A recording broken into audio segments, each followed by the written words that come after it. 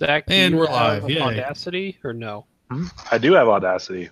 Ooh. Okay, so we could do we should that. do Audacity then. What? We should do Audacity then. Remember, I was here one time, but you guys made me do the thing with the blue waves and shit. Yeah. Well, we will attempt to do that again. Okay. Okay. Super need to make sure.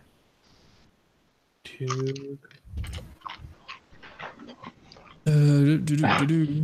Okay, it has my microphone still set up in here. So good. Oh, like I'm on a different microphone. Let me open. I think I have Audacity because I think did I do it on the laptop last time? I think you were on a laptop. I do. Yep. Yay. Because if I had to download it, I wasn't gonna do it. No offense. I'm lazy. You have to remind me what I need to do. Do I hit play right away, or what do I do? Oh no. Yeah, we'll hit record when we get closer to actually starting. Okay. Yeah, I guess the one thing that I've messed up before is make sure you're recording with your headset and not with like your webcam mic. Oh yeah. Does anybody have the actual intro? Oh no. I mean, you can just go to an episode of a show and just listen for the first minute. Do I really want to do that? Oh, there we go. OCX intro. I actually saved it. Good job, Chris. Yay. Minus 10 points for Chris. Ah, what? It's supposed to be 10 points for Gryffindor. That's right. I do have one change I'm going to make it. The Gryffindor points have to come from somewhere. They just come from Chris.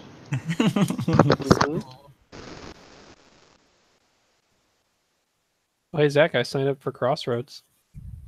That's good. Everybody else do it yet? Because I haven't yet. Oh, you haven't yet? I mean, I've done it, and there's going to be 4 other guys from Michigan that are going to be coming down with me. that's good. But you guys aren't.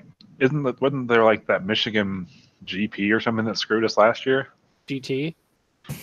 Yeah. Yeah, that almost screwed me this year because I signed up for it, and I was like, shit, it's at the same time as Crossroads. What should I do? And I found out I could transfer a ticket to one of my buddies who is going to the GT, but he's always super lazy on buying tickets on time. Mm-hmm. So I just passed him mine, and then I signed up for Crossroads. Cool. Oh, I need to revise on my rulings. Which one? I think the Vader one, For like Vader Crew. I don't think you can get screwed on Vader Crew. in what way? Like, if there's not a valid target, you don't lose the Force token. Oh, right. Yeah. Really? Was you that don't. That's always been a thing of if you don't end up doing the thing, you don't have to take the cost. So like if you do a red action, you don't have to take the stress. Oh yeah, because it says you may choose one ship in your firing arc at range 0 to 2. So you're attempting. So what is the argument that like you're attempting it and it's in your firing arc, but if it's not in range 1 to 2, do you still spend the force? Was that the argument? I assume. I don't know. I've heard it both ways. And the thing is, it's not necessarily an enemy ship. What if you measure it's only friendly ships? It's true. It says one ship. Because tractor array is the same thing. I thought tractor array actually said enemy because I thought about doing some serious shenanigans with that. Nope, tractor array is any ship, just like before. Yeah, but so I think if you want to do it to the ship, the enemy gets to tractor the ship, though. No. The way tractor effects work now in the game is whoever is applying the tractor effect gets to choose where the ship goes. I thought that's what it used to be, and then I thought I read the rules reference and said enemy specifically of that ship receiving. That was 1.0. I know there was a time at which I read it. I know what's the question? That's not my question. My stupid pedantic rules question. I mean, that's most of your rules questions, right? Right? Well, right now, Darth Vader crew doesn't say enemy ship. It does just say one ship. So, Jesus, are you serious? yeah, it says at start of engagement phase, you may choose one ship in your... But you may choose. So if you measure... May choose. It says may choose. So you can choose not to choose? Well, so by sentence structure, you may choose ship. If ship's not in range 1 to 2, then you're safe, I think. Because you don't measure first, you choose the ship first. Well, you measure and choose. Like just like with locking, you can sit there and just wave your stick all over the place. Yeah. But may choose means that you can choose not to choose, which means you still have made a choice. Really?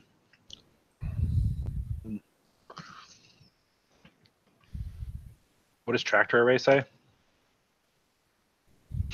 Go back. I think tractor array does not say may. Tractor array says choose a ship in your firing arc at range 1. That ship gains 1 tractor token. That is not a may. So if you do that action and that enemy ship is not in your arc and a friendly ship is, get fucked. I actually did that. Now here's the second one. I did that to a guy and it was a fire spray in his bullseye. That's awesome. Yep. Very nice. Yeah. Now, here's the pedantic question.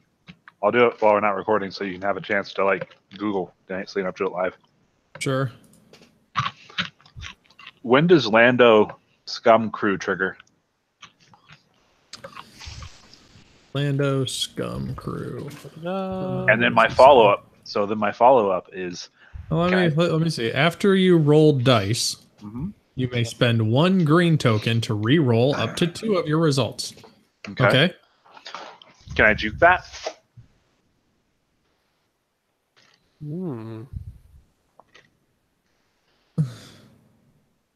And is that a dice modification?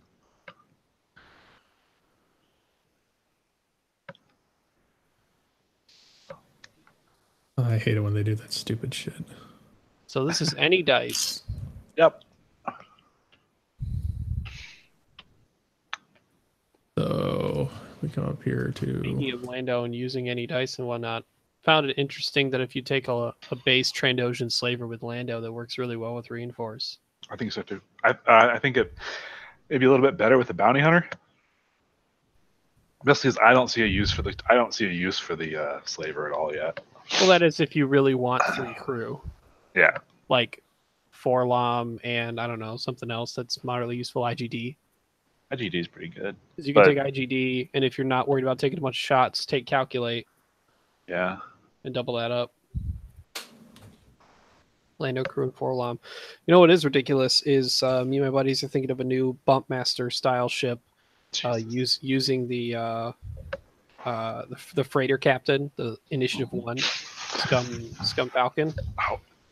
I was looking at dumb things because I knew about the Lando thing to fuck with Chico. But I was looking at things. I was trying to think of something better to fuck with Chico, and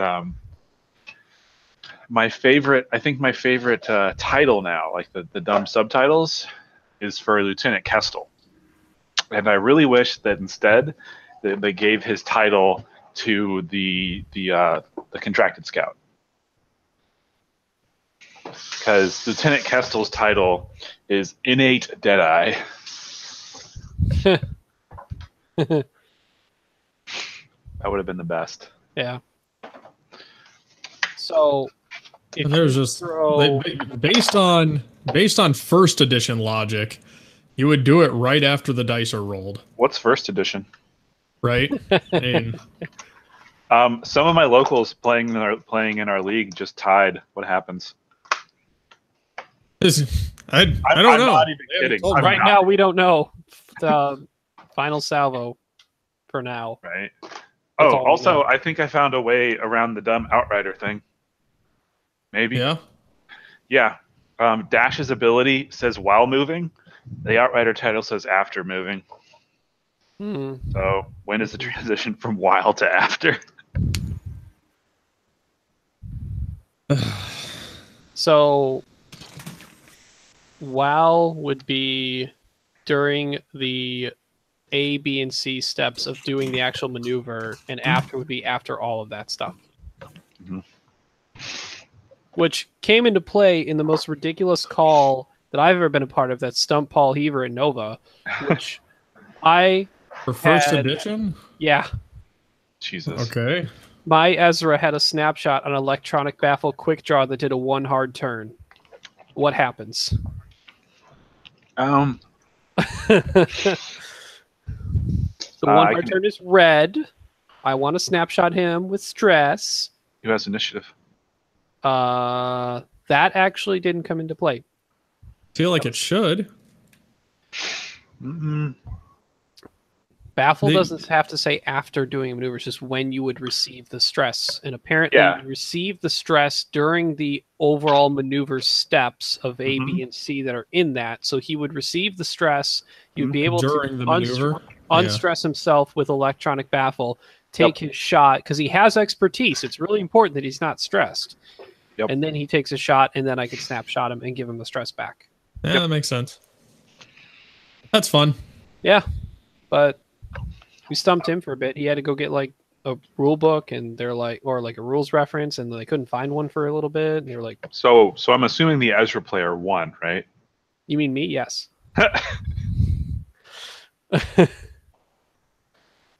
That list sounded too cute. Yeah.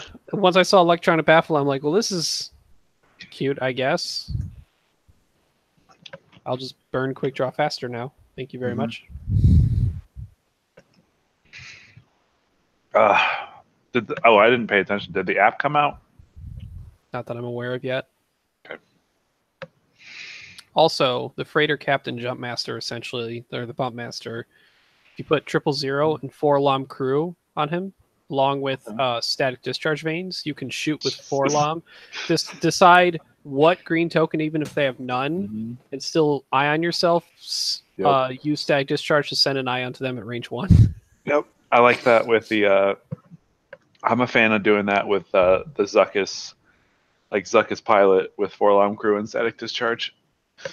Oh, see, I've even just looked at 4 LOM pilot with the static discharge and feedback array combo. That's how that came up with Chico. I was asking him, like, how does feedback array and static discharge, like, how does that actually work? Does damage happen? You know, what resolves what? Who knows? Yeah, we're just trying to find degenerate ways to put ion and put people in the hell of just never moving again. Yeah, right. Wholesome. I'm glad I played this game still. How can you get the back? Ions. We didn't realize that Ion super fucks droids. Yeah, it does. Why does it screw over droids? Because you can only focus. You can't calculate after ion. Good. I mean, they are electrical beings, so I guess it makes some sense that they're extra fucked. But you can use supernatural reflexes if you're ionized. Yeah, I did find that out at Gen Con when I ioned a Vader and he's still supernatural. It's not like I didn't see it coming, like I knew it was happening. I actually told my opponent, like, no, you should actually do this and get out of this bad situation. Still, even though you're ioned. Mm-hmm. Like, I walked him through the steps of how to fuck me. That was nice of you. But it doesn't matter. It was Gen Con. Yeah. In a subtle way, I walked him through how to fuck me. I still won the game and it didn't matter. So, I mean, yeah. All I can hear is crispy Popeye's chicken being eaten. Oh, no, these are cheeses now. I apologize. The chicken was disappointing. I regret going there. Yeah. All right. Because they found the stuff that had been sitting in the garbage because they couldn't get into the freezer because he locked himself out of it, and just re-threw the old stuff in the defat fryer to make it seem like it was fresh.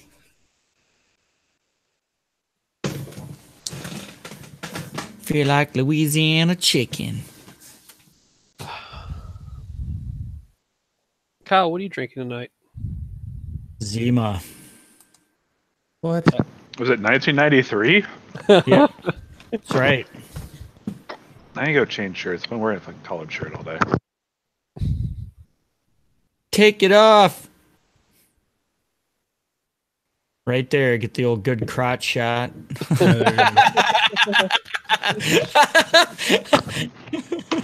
It's okay.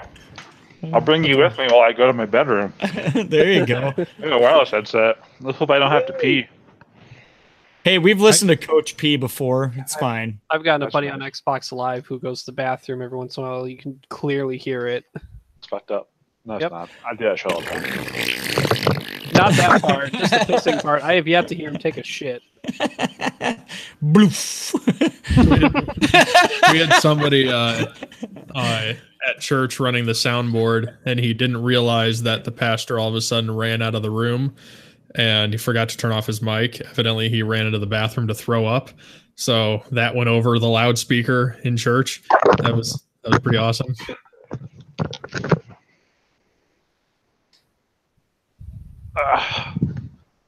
It's terrible. Everybody in church is just listening to. Yeah, and evidently he had like a crazy migraine and just couldn't take it anymore. Oh my God. He was trying to make it through. Oh hell! Jesus doesn't save all the time. Yeah. Sometimes he takes full damage. That was a D&D joke for the not terribly nerdy. Where the fuck is half of my stuff?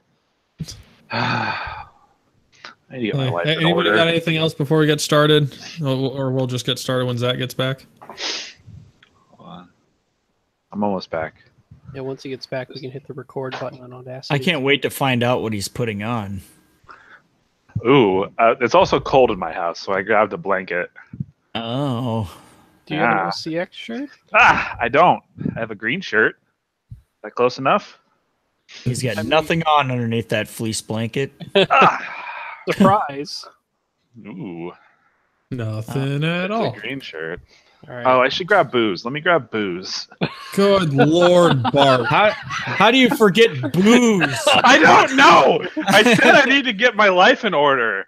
And you What did that did you and you miss? got Popeyes. I feel like that's already in step in the wrong direction. You know how, no, the thing, it took so, oh my God, I left family time at like 8:20, and I don't live that far away. It's like a 30-minute drive. Okay, do I want my brother's tequila? Of course, it's not or my yours. scotch? Ooh, scotch or tequila? Ooh. Chat, what should he have? Is Yeah. it a frog? Cider will They'll know. say scotch, I believe. Unless they're going for the lulls, and then they'll say tequila. Ah, fuck it, we're doing scotch. Oh, Too late, chat. I didn't realize we're actually broadcasting right now. What the fuck Yes, I am told doing? you we went, like, I started the broadcast. We just haven't started yeah, recording. we just didn't start Audacity. Yeah. They're I all know. saying scotch right now, by the way. Well, scotch it is. Scotchy, scotch. Down into my belly. I don't think I've ever had scotch. I prefer whiskey. Like, scotch is only really good when it costs more than like $80 a bottle. This is an 18 year, so it's not cheap. If you've ever had like Johnny Walker Blue, that's like amazing scotch. I went to Good shit. for that, and I didn't find it, but I was only at Kroger, and I was like, oh yeah, I meant to get Yeah, that. you will not find that at a Kroger. I need an actual liquor store. Yeah. I think the nicest. I think I bought a gold label once. Here, this much scotch. We're doing a lot of scotch. Holy shit. Very nice. I finished the bottle, so there we go. Now everyone's all right. So should we check for waves? And stuff for Okay. So yeah, go ahead and start your Audacity.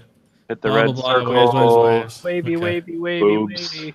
Boobs. Maybe I need to be closer. Okay. Wavy, wavy, wavy, wavy, wavy. Wait, what do I do at the end? When we're done, it's I like hit up something different to say, don't I? Waves. So you'll hit stop. Collaborate and listen? Anyway, Yes. Isis Breck with a brand new invention. Something grabs a hold of me tightly. Something. Throw like a harpoon dog Bailey and side. Nightly. Will this ever stop? I don't know. Can I tell you guys a secret? I've been on more podcasts than I've listened to in like the last 2 months. Very nice. Sure. That's the right way to do it. That'll be just between you and me and the internet. Yeah, and everyone else who's going to listen now. You said the internet. Yep. Oh, Ooh, I haven't had internet's this a in a lot. while. I forgot how peaty this stuff is. I haven't had this in a while. Everybody Pumpkin, how I've missed you. I haven't had Pete in a while. Anyways, he's got his North Face running pants on. Excuse me. Who's Pete and what have you done to him? That's Yes, this I can D. close that. I feel like I'm missing something. Let's check. Okay, I've got waves. I see What everybody. you've been missing is like the past 5 weeks of podcasting. Hold on. I have a question. Have we met? All right, cool. Who? That works. That's Kyle. Kyle. He's one of the other originals from the show. Kyle, he have just we wasn't met? on last time you were on or since. You were on one other time I was on before. I recognize and remember Did you. you were both at Worlds at some point together. Yes, I'm pretty sure, absolutely. but people were drunk, so memory. Right? Memories. Yeah, you guys were sitting at the same table at that one place on the last night. The bar the last night where we all Oh, that's all the absolutely Europeans true. joined us. Yeah, you were sitting right across from me. I got you. Dag nabbit, Zach. Oh. I got not once Chris said it. I'm like, ba-ting, there it is. How do I make it so I like see everybody big who's talking? Something like that. You, Whatever. Did you click on somebody's face? Because Yeah, you might have accidentally. Yeah, on the bottom. yeah. If you unclick them, it should be everybody. Oh, there we go. Okay, now it's working. Yay. You can see me. Ooh. Okay, I regret everything. yeah. Fair. Not yet. You don't. There's still more to regret. And Got about scotch. 2 hours of regret coming up. Yay! All right, so is everybody ready to get started? Absolutely. We need to do snaps. Don't forget. Oh God, damn it. Okay. I still remember all this shit, even though I haven't been on forever. Yep. Yeah. So I don't know what I'm doing other than like starting the show, and I'll start like slowly going through the show notes. And please, for the love of God, somebody have something to jump in on because I can't do this all by myself, Well, and I don't know what I'm doing. I'm gonna be the guy that derails the podcast. How's that sound?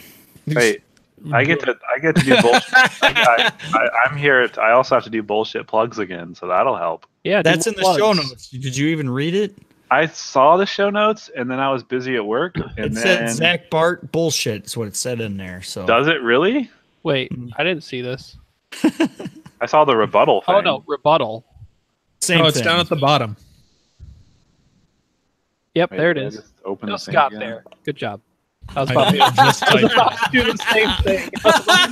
Type it in. Nice. It'll say whatever I want it to say. Ah, I appreciate that you. Coach, I did not print these things. because we're civilized people who don't print. Yes, a more elegant weapon for a more civilized age. Motherfucking vibro axe. Why does everything in that world have to vibrate? Why shouldn't it vibrate? And if everything vibrates, why do the women always look pissed off? That's a good call. Right? Make everything Judge! vibrate. All right. Live now. Ooh, I can see my face and like past. Oh, you going to the YouTube? No, I'm I think opening he's the gone chat. insane. I want to see access to the chat so I can. You can pop out the chat. Yeah, Pop out just the do the chat. pop Yep. out I chat. popped it out. There you go. So hey chat, I'm here again. Yes.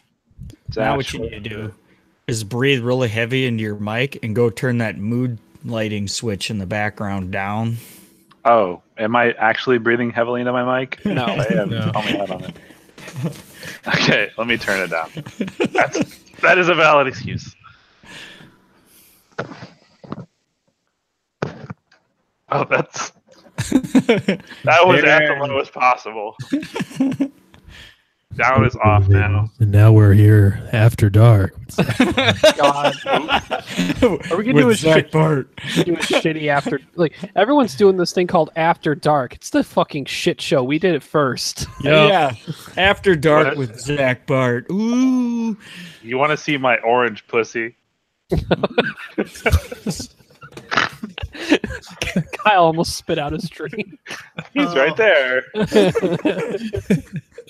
Hey, kitty. Do I have a choice? No. Oh god. You're not here to make choices. I'm here The to play shit that show clang. started. Yes. All right. Well, let's do snaps and then do something stupid. So, all right, everybody prepared? All right. 3, 2, 1. There we go. That was a pretty damn good shot. My fingers hurt. I never really know. Your fingers hurt from a snap? No. Goddamn desk job people. Yeah. I was on my feet all day. Thank you very much. Yeah. His desk was getting worked on.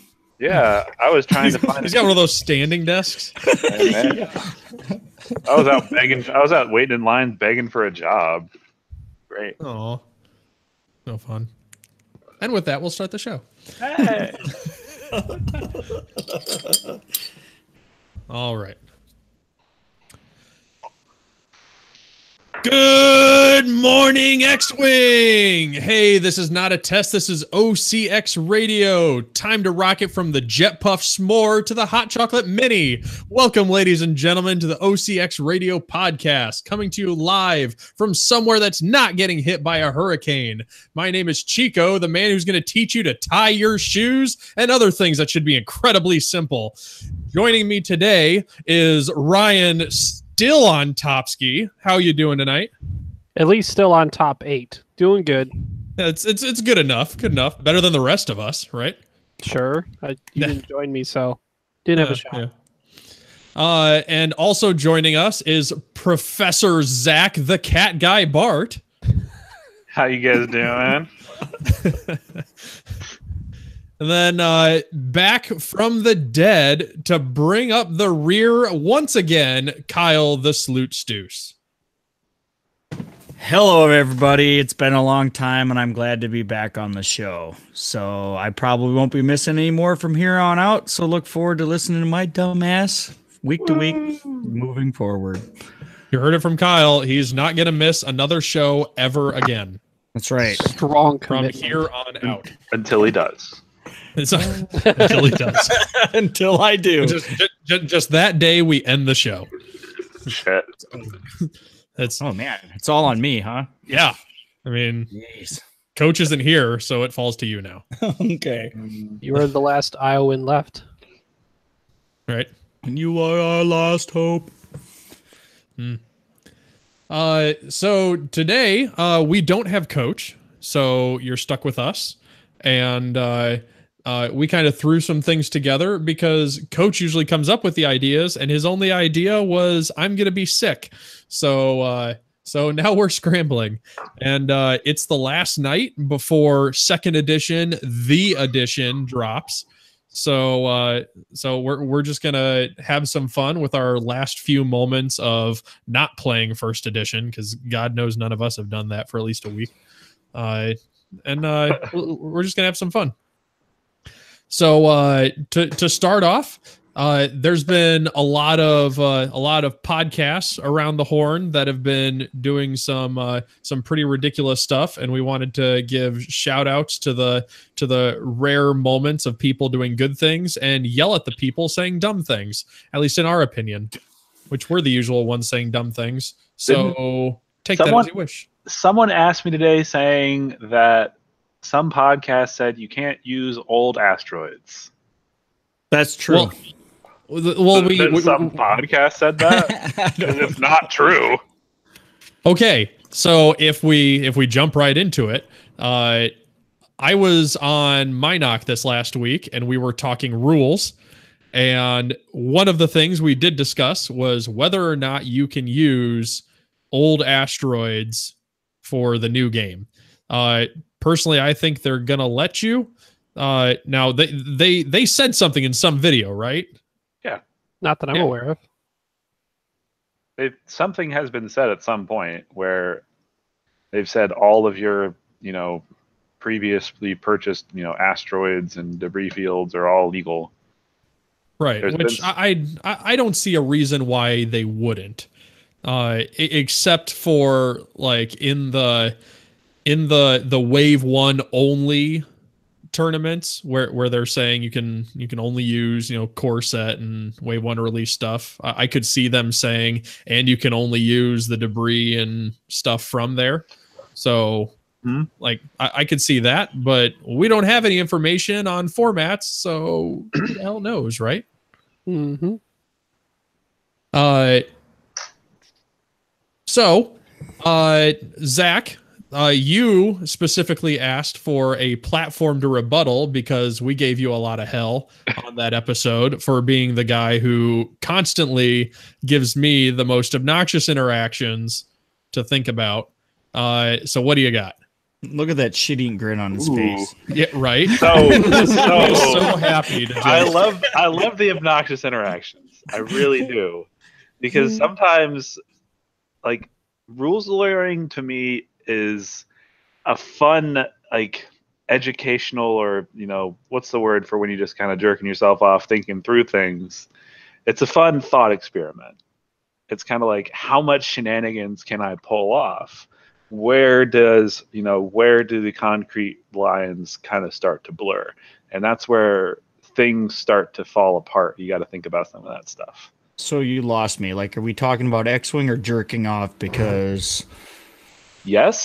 That is the strangest way I've ever heard it. There's a thing. It's like when you're talking about something, it's like, we're only doing this for the I can't remember the phrase. Like, it's a pointless effort, but let's just do it to see what happens. Like, it's like shooting at Soontir at range 3 through a rock. It's, there's no purpose behind it, but hey, we're gonna do it anyways. It's our only shot. Yeah. Mm-hmm. But like shit like that. Like,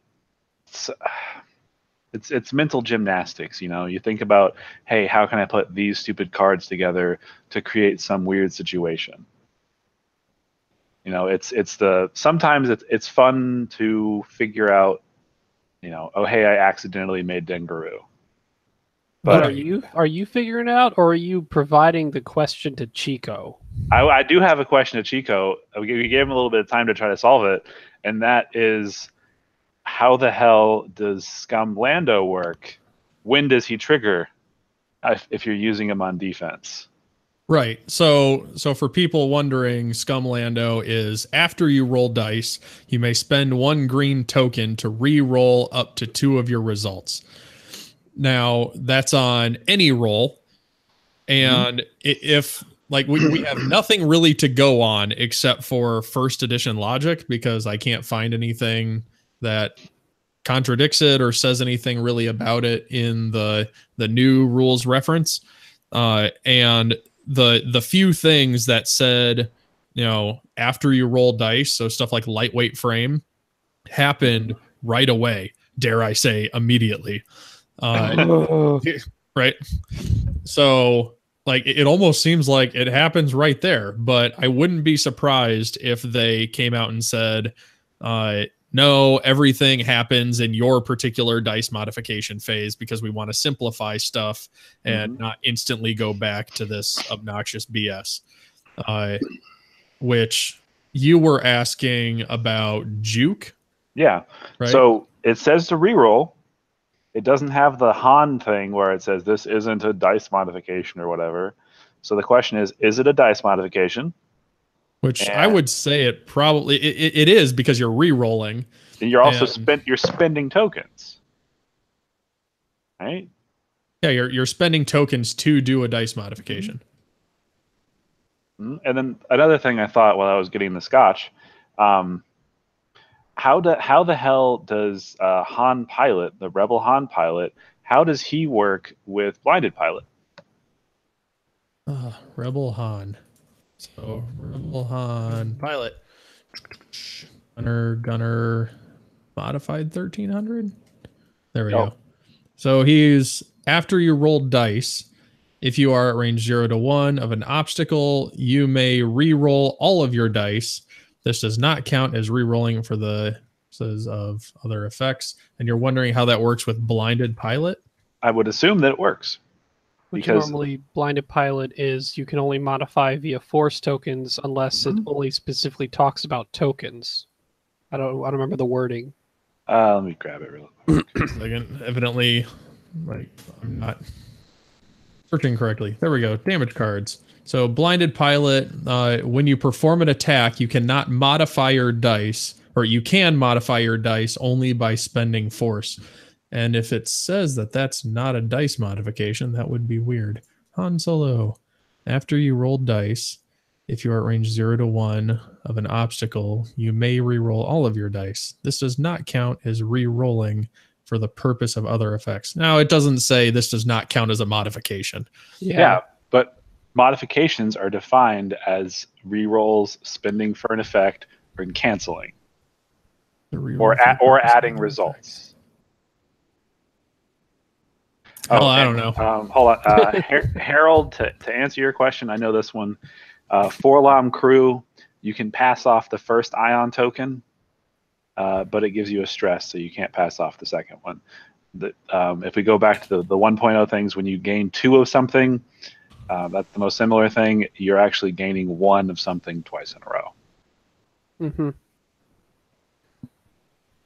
So I think what we've done to prove here is that all those people out there who think they're asking me obnoxious questions, guess what? I've probably heard it before from Zach. Or your question's dumb. And honestly, the reason I do it a lot, part of it is because I like to harass Chico. You super do. I do. He's my bestie. Really, what it is the thing that annoys me is the people that get on these forums and like just shout and yell and take a stance and just refuse to move off of it. People need to accept that sometimes there's not a clear answer. You got to say, hey, I will always admit, I'll say like, hey, I think this is what happens. I'm like 90% sure. I could be wrong. Right. And like I was arguing with somebody about the whole is rigged cargo chute a device? And they said, well, it obviously is. And I'm like, really? Like where in the rules reference can you show me that? It's like they said that, you know, only devices can be dropped. I'm like, please show me that. And they were like, oh, it's right here. And they pointed at where is it? So page 10, drop, C device. That's all they showed. and I'm like, that's not quite definitive. And then we went on to a bigger conversation, but it's like, if you make like a definitive, you know, quote like that, you got to have more to back it up. But there's a few gray areas where the rules aren't, you know, like patent lawyer cut and dry, here's how it works, deal with it. And you just kind of have to use a little bit of common sense. All right. And they've just taken like 3 conversion kits, a core set, and multiple expansions, and just thrown them at us buckshot. And, you know, they've got a group of play testers that have been, you know, trying their asses off to figure out all these combos, but they are not nearly as powerful as the insanity of the public. You'll just never find all of those combos like the public can. So like they need time for the public to get a hold of these things and, you know, go through and, you know, hopefully they'll beef up this rules reference and we'll have some answers for things. God, we hope it's soon, but, you know, if we look historically, you know, maybe not. So you just kind of deal with what you can. Fortunately, you know, store championship season's over with, and the real big tournaments that, you know, the average Joe cares about, you know, we still got a while. So hopefully by then. October. Okay. Just sure. and at those, your judge will have to figure it out and have fun. I'll do my best. I'm not judging. I'm playing. Yeah, I'm playing too. October has the classic, and then September has the other classic. Yep. Yeah. The slightly less classic. Right. But more alcohol. So, I mean, I'm torn, Zach. I am torn. See, I found out. So the Dion's thing, I can't go. It's my it's the 22nd this month, right? Yeah. It's my 5-year anniversary. I can't go. Oh, yep. Yeah. I can't go 5 either. years. I need to think of a good gift. That's probably not going to the Gold Squadron Classic. That is the first step. Wait, what weekend is Crossroads? The Crossroads Classic, brought to you by Family Time Games and Hangar 19, is the first weekend in October. The 5th and 6th. The 6th and 7th. Oh, thank God. That's the 13th and the 14th. No, wait. Oh, my bad. Yeah. You're correct. It is the... Jesus. I should check some things. No, the first weekend in October... Good call. The first weekend in October is Coruscant. Jesus Christ, right. I need to check some flights. I fucked up. No, it's fine. The Crossroads Classic is October 13th and 14th. And he booked his flight for the weekend before. Please. Real time finding out of Zach. Flight to Coruscant. So I was panicking. We're good. Wait, no, my hotel's good. Because the 18th is my 10-year anniversary. So yeah, I super can't be doing anything that night. Well, I know what you could be doing, but what you can't be doing. Hey, luckily that's a Thursday, not a Wednesday. You can still OCX the day before. Yep. Okay. Although we probably have to be done like at midnight because she'll just come bursting through the door and just punch the computer or something. Be like, you're off to the bedroom now. It's like, you're mine. Throws Zach, you over her shoulder. You say the flight's good or no? I'm all good. I'm 100% okay. All right. Ta-da.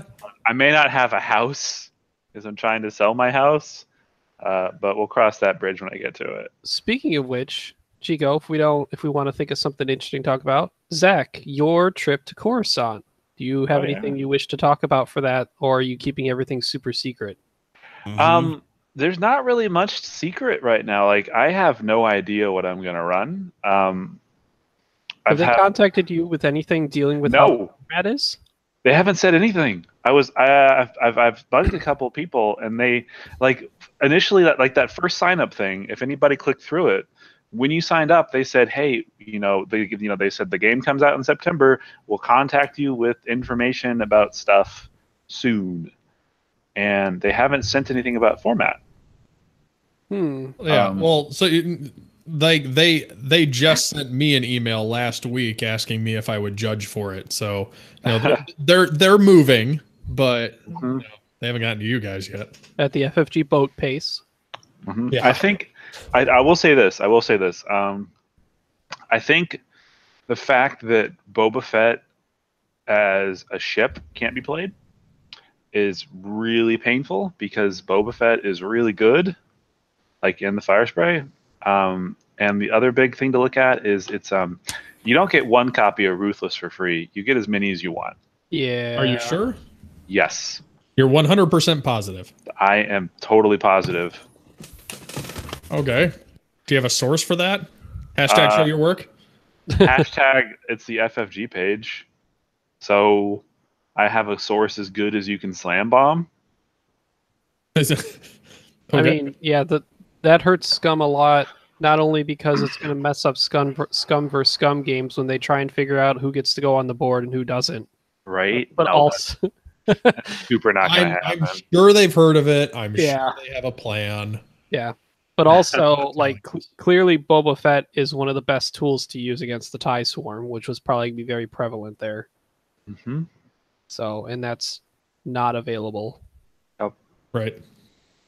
I think we're going to see a lot of Scum and we're going to see a lot of Imperial Rebel at Coruscant. Yeah. And assuming you only have to build one list. Right? Yeah, we don't. Which do they have to build you one would for hope you each? only have to build one list, because otherwise they're forcing people who may or may not have gotten all of the conversion kits to build lists for stuff they may not have. And they're also now forcing you to do a bunch of different like just luggage alone. Mm-hmm. So I'm sure you're not complaining that much. You could just drive there. Oh no, you said you're flying. I'm not doing that drive again. Ever. I hate to ask because I'm kind of out of the loop lately, but if you can't fly the fire spray for Scum and Villainy, the faction, what can you fly? So it's not that you can't fly the fire spray. It's you are required to bring Boba Fett crew. Because they did that voting thing again, where each faction has something they're required to use. Oh, So the Rebels got Princess Leia. By a mile. Everyone voted for Leia. Scum got Boba Fett crew. And then Imperials got, help me out. Ruthless. Yeah. Barely beating out Admiral Sloane. Yeah, Right. Sloane would have just been straight up, oh hey, it's nothing but TIE swarms now. I'm not even sure it'd be TIE Swarm if she's free. I mean, so here's the question. Could be interceptor swarms. That'd be cool. Yeah, that's what I was thinking. Do we think that the free part was initially part of the, like, it was always planned to be that way, or because Leia got voted and Ruthless got voted, like the point difference was so big they had to make it free? That's a tough call. Because it's 8 points you have to spend versus 1 point you have to spend. that's true. I don't know. From talking with people, like the amount of lead time they seem to have just in getting their advertising out, the stuff they post online, I would believe that they always plan for it to be free, just because they're pretty slow with some of their some of that stuff. But it could go either way. Yeah. Okay, so do you have any other rule stuff to bitch about? While we're still on the topic of the Minoc podcast. Right. I gave you a segue to Gold Squadron. A little bit.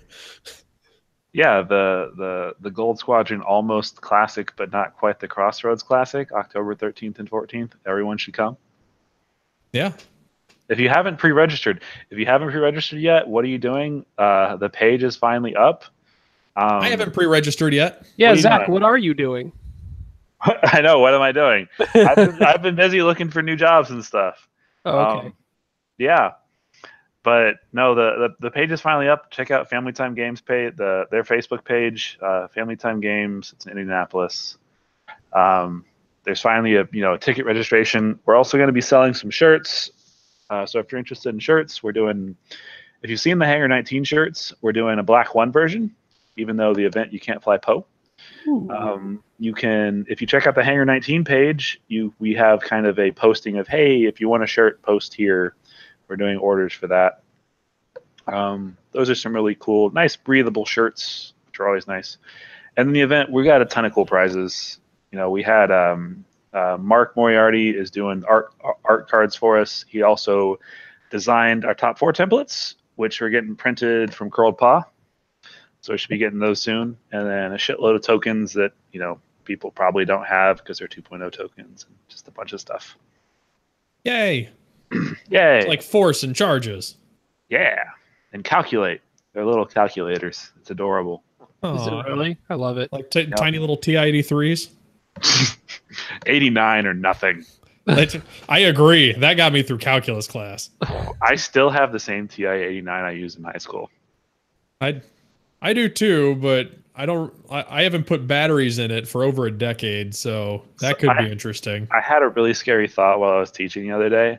I looked at the shirt I was wearing at the time. There was a bleach stain on it, and I looked at it and I was like, I got this bleach stain when I was working at Jimmy John's. I worked at Jimmy John's when I was 15. This shirt is older than some of these kids. You're old. I know. It's terrible. All right. So that was us talking about rules and segueing into all sorts of other bullshit to tell you that the Minoc podcast is full of 2.0 rules information, and you should go listen to it to hear more of me. Chico, you've got a little bit of Gordon in you now. Oh, I've always had a little bit of Gordon in me. I am pretty egotistical, a little bit, a lot of it. Yeah. Careful. What do you want? Next podcast I wanted to rant about was Gold Squadron. If you haven't listened to that last night, guess what they talked about? Random rules questions. Well, they just took random questions from the peanut gallery and talked about them all night, and most of them were rules questions. And then they proceeded to get a bunch of stuff wrong. Like they were talking about Rexler. This was a random question off of people responding to Minoc. That's why I had it in the show notes up there. Reverse. At some point today, somebody asked me about Rexler Brath, and when you do his thing to flip up a card, can you just remember which one the direct hit is and constantly flip it up and laugh at the person as they take extra cards? The answer is no, because in the section of the rules reference under damage cards, it says if you're supposed to pull something randomly, if you're supposed to pull a damage card and there's multiple of them, the person actually shuffles them up, fans them out, and you pick one. So there. They actually covered that. Hooray. So I'm just going to take that piece and put it back up there in the show notes where we're never going to go back to. So it doesn't really matter. No one's going to see it. Yeah. So one of the first things I wanted to talk about was there was some discussion about the whole rule of 11 thing, because that article came up and they were talking about it. And one of the things that kind of gets me on this is a lot of people have either been saying the rule of 11 is great, and they've been trying to figure it out and incorporate it into their strategy. And then a lot of people have been saying it's dumb and outdated, forget about it. I think both of these people are wrong. And the reason I say that is because all the people who are like really trying to figure it out, if you are concentrating on the exact strategy of jousting somebody perfectly and mathing that to get it perfect, you're probably going to have a bad time, because I'd say in more than half of my games, we set up in opposite corners and then come at each other somewhere through the rocks. It's fairly rare to just joust somebody. And if you're jousting somebody, one of you is probably wrong and shouldn't be jousting. So like that whole rule of 11 thing just shouldn't happen. And then, I've seen the situation where, I want to do rule of 11 just right so that, I can jump in and get my target locks, and then they have to get closer to me. And then the other person's like, no, I want to stay out, so they have to move first, and then I can jump into range, based on initiative. And, one of those people is not going to get what they want. So that can be really difficult. And the people who are saying it's just worthless, I don't think so, because I think the ideas in it of the math of understanding your bases and distances is really good, even if you're not using it just for that. Being able to like set up rocks particular distances apart so that those distances and can use that as math. Even like if you have two ships that end up facing each other and you're like, man, I wonder if I can K-turn, and it's like, oh, we were just barely range 3, so there's like 5 ship bases and a tiny bit in between there, so I know he has to go a minimum of 1 forward, so that's 2 ship bases, and my 4K goes 5 ship bases, so if he has to do a minimum of 1 forward, I can do that 4K and I'm completely safe. So you can do that kind of math even in different situations than just, I set up my ships all the way forward and he set up his ships all the way forward and we jousted against each other. Like is like those situations aren't going to happen that often, but these other situations I think really are. So knowing those numbers are really valuable, and even more so like the turns and the distances and ship bases of a curve, like how far your displacement is, I think is really beneficial. Like figuring out that math and being able to harness it well is really good. What do you guys think? I've been rambling a bit. I agree. I think there is merit to using the measurements, but I think most people know what a straight looks like. I think people need to nail down what a bank and a turn look like. Those are commonly messed up, obviously more so than a straight. More of your engagements and like especially the simple concept of flanking, you got to be able to eventually turn on something. So you got to know how far that goes and how far away you're safe from something, and when you're going to actually engage. Second edition is likely going to have a lot more games that have 4 ships, maybe on average, maybe still 3. So unless you're flying things that have to be close to each other, like TIE Swarm, you're going to have to figure out how to, spread out and converge at the same point. And if you know your measurements, you know how far you're going to be going with everything. Yeah, and even with that TIE Swarm, they just put out an article from Doug Kinney about flying like in a tight formation and like how to turn and how to do some slightly different formations and whatnot. So that's really beneficial to look at that. And pause for a second. Who the hell is in the chat as Christopher Brown? That's not me. What the hell is going on? Well, you're Chris Brown. Is the other Chris Brown here? You're Chris Brown. Other Chris Brown. Look no, out, Rihanna, get out. There's another X-Wing Chris Brown in Seattle. Who the hell's watching? I'm the real Chris Brown. The Chico. So our conversation was a little bit about the rule of 11 is what you're talking about. Yeah. Okay. So when I first got into X-Wing and I started playing the game, I knew that there were certain judgment calls that I had to make in my head with where I wanted my ships to be based on where I thought my opponent's ships were going to be. And when I first heard about the Rule 11 on a podcast, I believe it may have been Nova, I think it was, when they talked about it. It made a lot of sense of what they were doing with what I was picturing in my head as I was learning to play the game.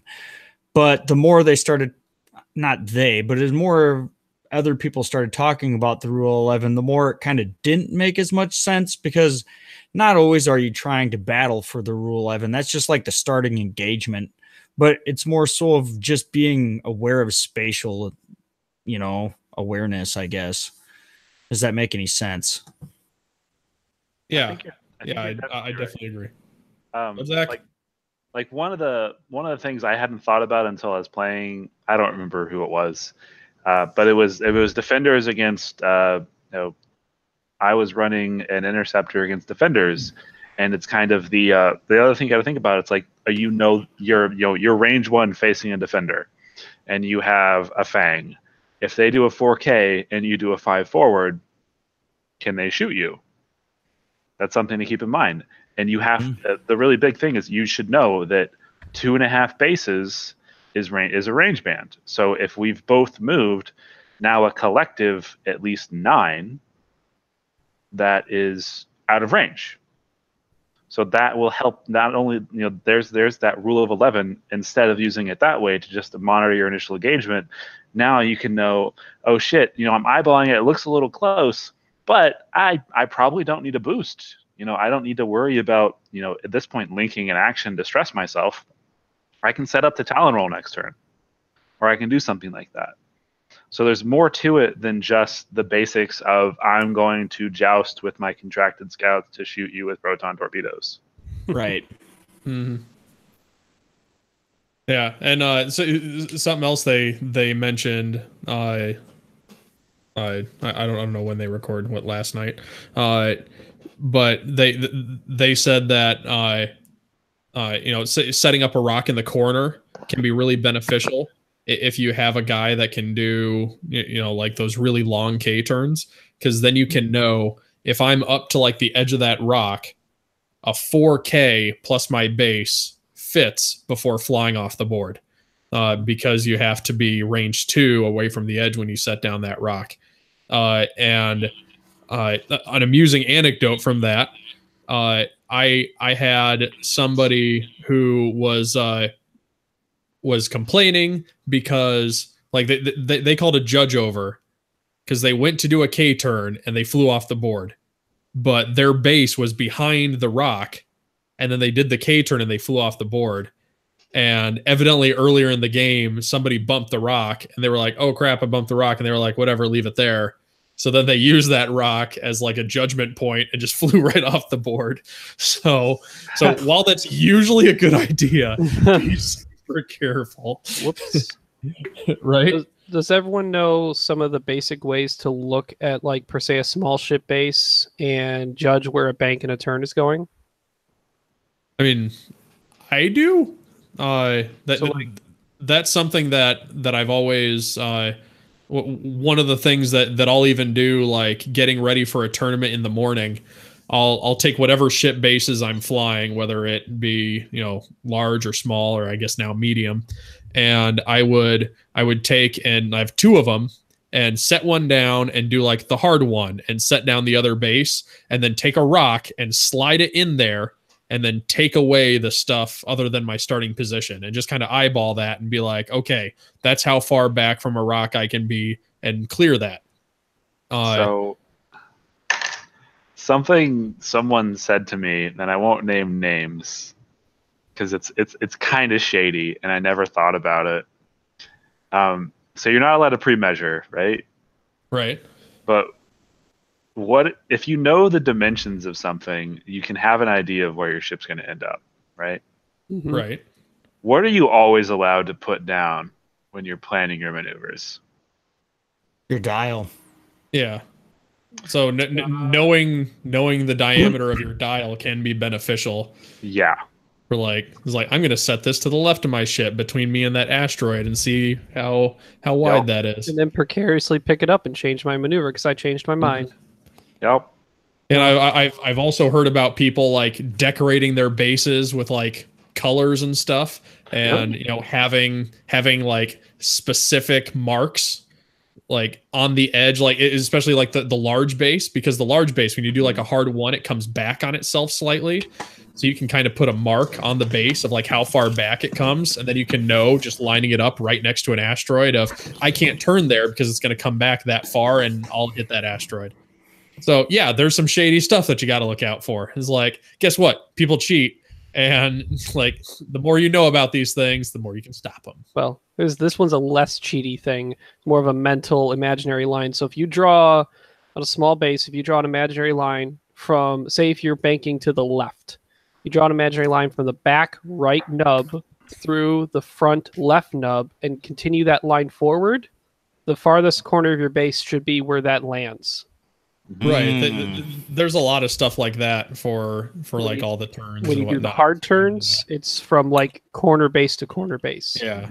On a large base ship, it's for banks, it's back right corner nub to front left very corner of the ship.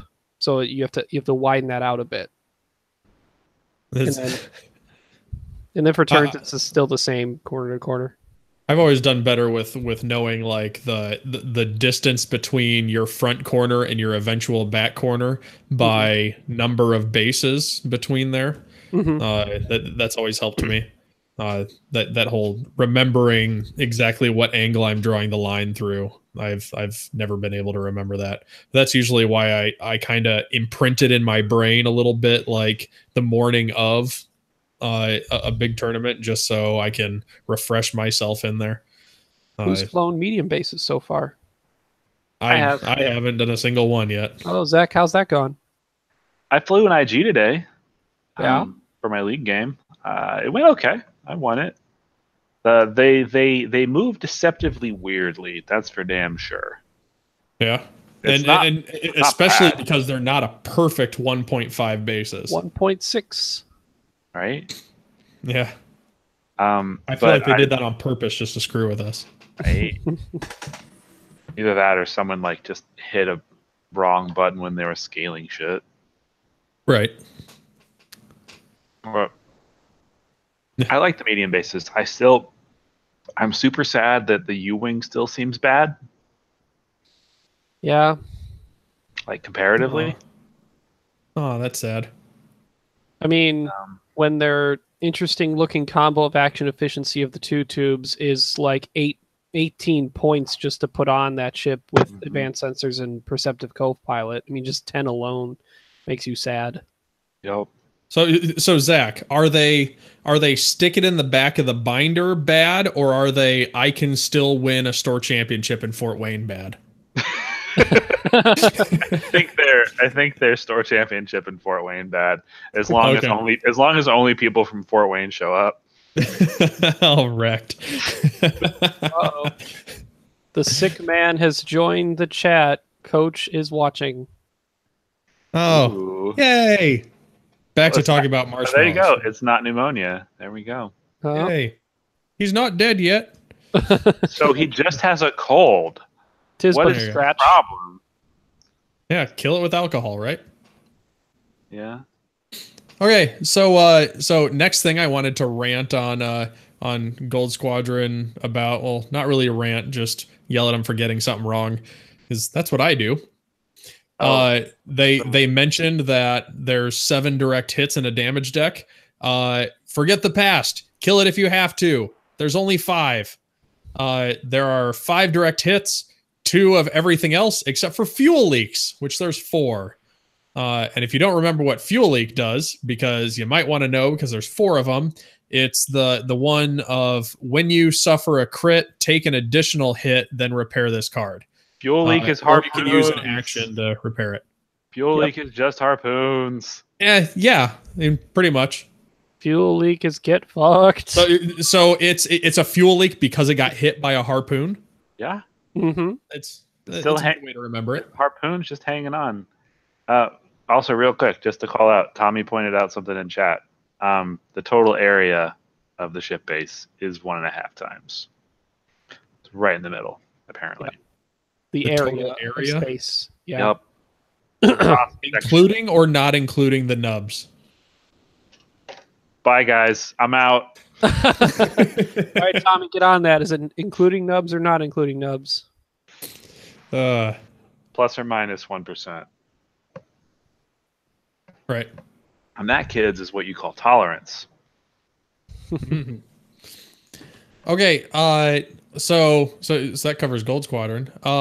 Next I wanted to mention the last Crate Cast, which I was actually kind of impressed because they actually got back to talking about content-ish for at least half the show.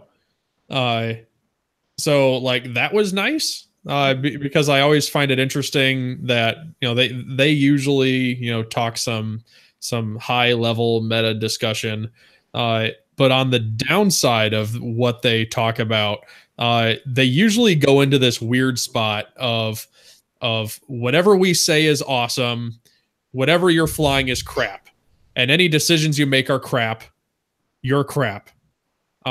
So like I've never really been a fan of that kind of thought process, and it also kind of bothers me because I feel like every time they say that, they end up usually being wrong, like mildly wrong. So when they were screaming about like Kylo is the best thing ever, if you're not flying Kylo, you're wrong. You'll never get a shot on him, and if you do, the pilot's an idiot. And then they took it to some tournament and just crashed and burned. Granted, most pilots were kind of idiots with Kylo, though. Yeah, they're like any idiot can make cut with Ghost Fen, and then they go to Worlds and don't.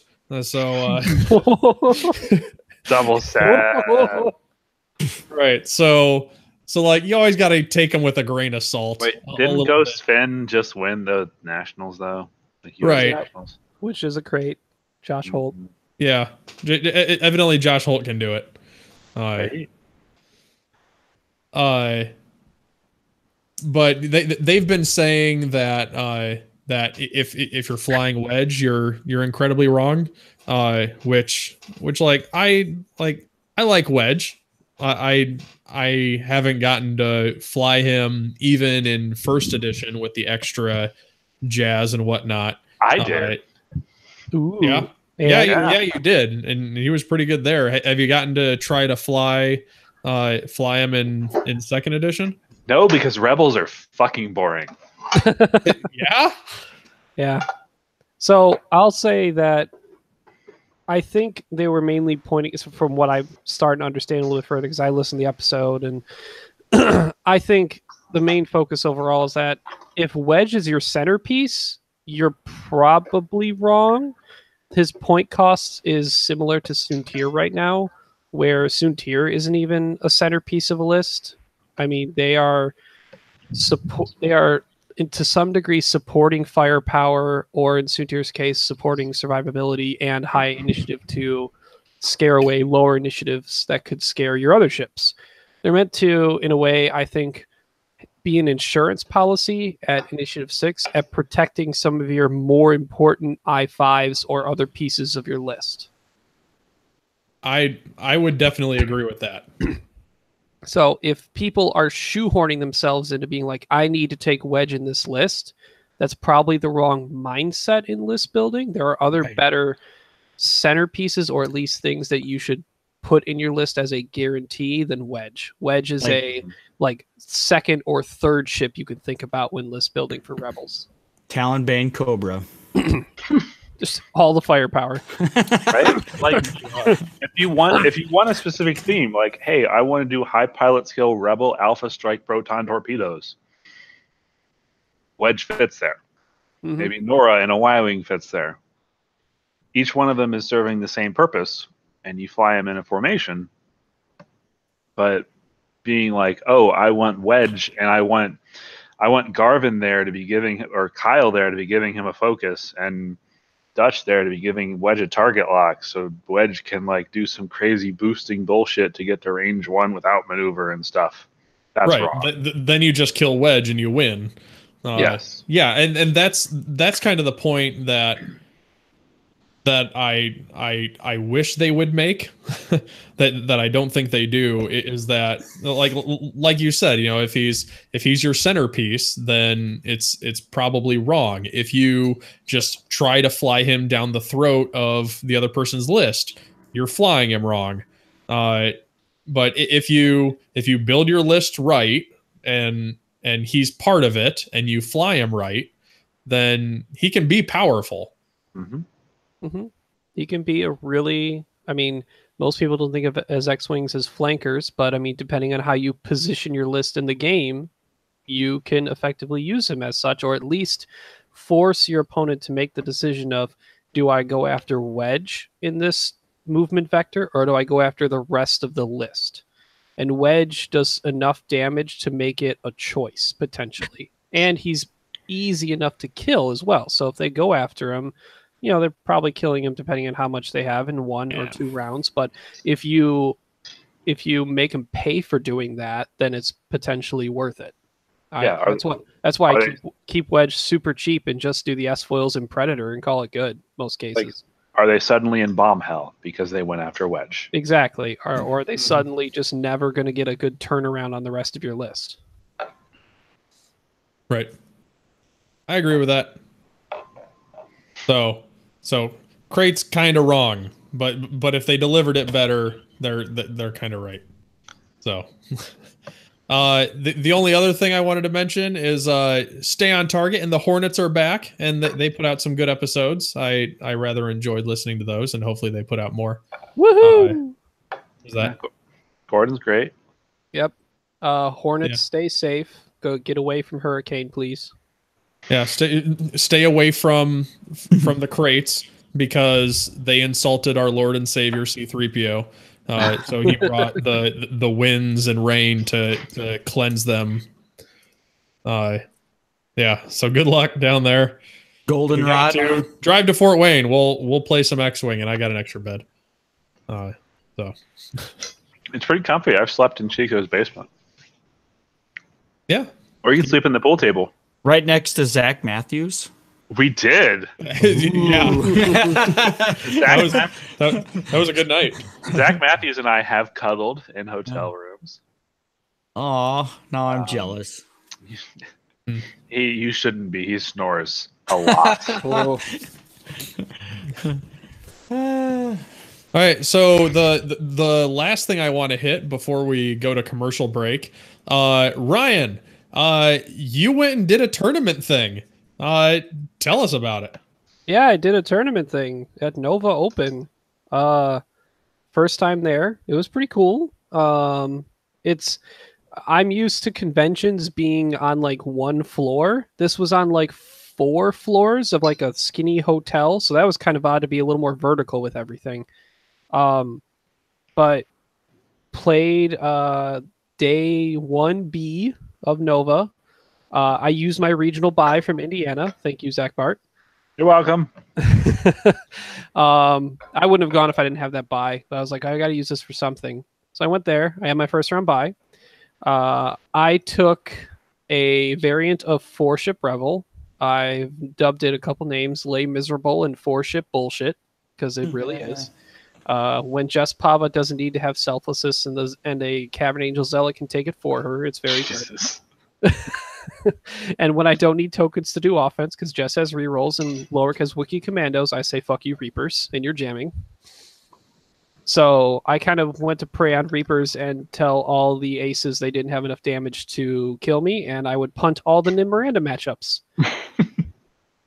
And see what happens in some other ones. I proceeded to 100-0 every single opponent until round 6, which... Jesus. Yeah. Fucking A. That is brutal. What if my super tanky list just can't do half points yet? There was only one game where like all of my ships were down to like 1 or 2 hull. But yeah, I 100-0'd everyone up to my final game. And then I looked at my opponent who had 5 X-Wings and I said, well, I'm in the top cut, so I'll joust you and see how much I can face tank you, even though I know I'm probably going to lose anyway because you have 5 X-Wings. So we jousted each other for fun. When I don't do a single damage on the initial joust, that doesn't help my face tanking. So yeah, wow. He rolled a lot of natty evades to keep us focused for the exact amount of hit results I would throw at him. Nice. So seems good. I lost that one, but I killed next swing, so I didn't get 100-0'd. There you go. Yeah, that counts. Yep. So, and then played in top cut. Got all the way to top 8. Losing to Dash Miranda, which kites the shit out of me, and I can't do anything about it. Yeah, that's hard. Yeah. Along the way, I beat a Ray Lorik on Gold Squadron stream. I think that was top 16 or 32. I beat another 4-ship Revel, but it was like Wes, Luke, a Cavern with Selflessness, and like Stress Ezra. Because Luke had Draw Their Fire into R2-D2, and Wes had VI, Flight Assist. So he would just like neuter your shot with Wes, and then take any crits with Luke that he would just regen anyway. And then Selflessness, whatever was a bad shot. So I barely beat that one. And then I faced another 4-ship that was a weird combination of like Expertise Lorik and Expertise Jess with like a Z95 and Ezra. Weird. Okay. It's some weird stuff. That's Selfless so you powers think are going to be a that thing. weird stuff was there because people were like, fuck 1.0. No. Let's just have some fun, or was everybody try hard still? There were degenerate combinations still. So it wasn't like, screw it, we can do whatever we want. It was, screw it, we can really do whatever we want. Yeah. All right. So, yep, 1 round away from making the nice Poe templates, but everything else. 1 round from templates. That's sucks. I got the range templates, but the Zach Bart story. The Zach Bart story. Sad. So top 8 was the range rulers then? The range 1 and 2. Top 16 was the full range 1 to like the larger stick. Okay, so you ended up getting 3, 2, and 1. Okay. Yeah. Yeah, but like Duncan won the duos tournament and got way more prizes than I think anyone in the top cut at all. Like the duos tournament got like a backpack, a mat, a plaque, some like I think probably some like gift cards or money for Nova, a T-shirt. Like he got way more shit than any one of us did actually playing in the real tournament. So what was that format? The duos tournament was you had to bring 75 points and you were randomly paired with someone each round. So Duncan just kind of carried whoever he was with. Because I think he brought Soontier and Major Vermeil as God. 5. So, and I think he got paired up one round with like a dual resistant bomber list that I think just like said you be on that side of the board and I just won't be near your bombs. Jesus. Were they allowed to communicate? Yeah, they were. They could talk to each other, but they were like playing a 150 point battle on a standard, still just 3x3. Jesus. So there weren't any requirements for like unique. So you could end up with like 2 Palpatines on the board. Seems good. Probably, yeah. Jeez. So random, yeah. All right. And I mean, the squadrons could be intermixed. So, like I said, yeah, he had a rebel. He played with a rebel resistance bombers with his Soontier and Vermeil. Oh, that is ridiculous. Yeah. Oh, speaking of Palpatine, I haven't told anybody what the Crossroads card is. Is it Palpatine? It's Palpatine. Oh, yay! I thought it was going to be Kyle Katarn. I thought so too. But some people brought up some neat ideas, and I'm really excited what the Palpatine card is going to be. It's going to be a young, handsome Palpatine. Oh, because it's going to be Nathan. No, God, no. Yes. Unless Mark does something. Unless he does an audible. Well, because I thought Nathan won. You did Zach Matthews in his card. We can't do that every time. That'd be weird and creepy. Okay. It was already kind of weird and creepy when you did it for Matthews. I don't know. But it would make sense because then Paul could be Dooku. Yeah. All right. Yeah. To wrap up Nova, I guess Dion invited myself, Duncan, Andrew Bunn, and Paul Heaver and Alex Davey onto a panel that they had recorded later that night after the cut. That's so cool. We all talked about X-Wing 2nd Edition, and Dion had a lot of questions for us, and we answered them, and we answered questions from the crowd. And apparently that's going to be on Nova's like YouTube channel at some point, and Dion's probably going to post that up. So check that out. If you come to Nova, try and look for that panel again, because they're going to try to advertise it a little better. While we're at it, you want to drop the information about your other interview? Oh, yeah, that just happened today. I got contacted by an article writer from PC Gamer, who apparently they're starting to write more about tabletop games. And I guess since X-Wing's one of the biggest ones, they're jumping on that. And the guy writing's interested in X-Wing. And he wanted to talk about competitive X-Wing and how I'm able to balance that with, having a full-time job, real-world life, and the fact that we're paying to go to these tournaments, even though there's no actual prize money, and why do we go? And the overall consensus was like, I go because the community's awesome, and even if I lose, it's still going to be a good time. Like, that's pretty much the overall consensus of, I think everyone goes to these events because it's worth it to enjoy it. Right. I mean, that was a huge reason why I did judging for so long, because it got me to go to those events for free. And so essentially I went to an event for free, lost the tournament because I was judging, and just got to enjoy the community. Mm-hmm. So like the worst kind of loss, but I mean, still got to enjoy the community. Yeah, the article writer said he already talked to Simeon. I said, yep, good start, world champion. And he talked to me, and then there was a question that dealt with wondering what it would be like if FFG expanded their OP structure to accommodate like more people to be paid hotel and trips and everything to larger events. I said that'd be pretty cool, but I was hoping FFG is looking to spread out their OP structure to other countries that play a lot that don't get it before they build stronger where they already are. So hopefully we'll also hear from some of the people I referred him to talk to outside of like in Australia. No, more Midwest. We need more big tournaments in the Midwest. We need them like cheaper in the Midwest, bigger prizes in the Midwest. Yeah, need all that. Just Midwest United States. Just a giant mountain. There's a video game like YouTube channel / podcast that I listened to. It used to be they had a website. It used to be Game Trailers, and they went out of business and became something else called like Easy Allies or something. And they did one of their shows. They did a full episode of just like them playing through a game of X-Wing.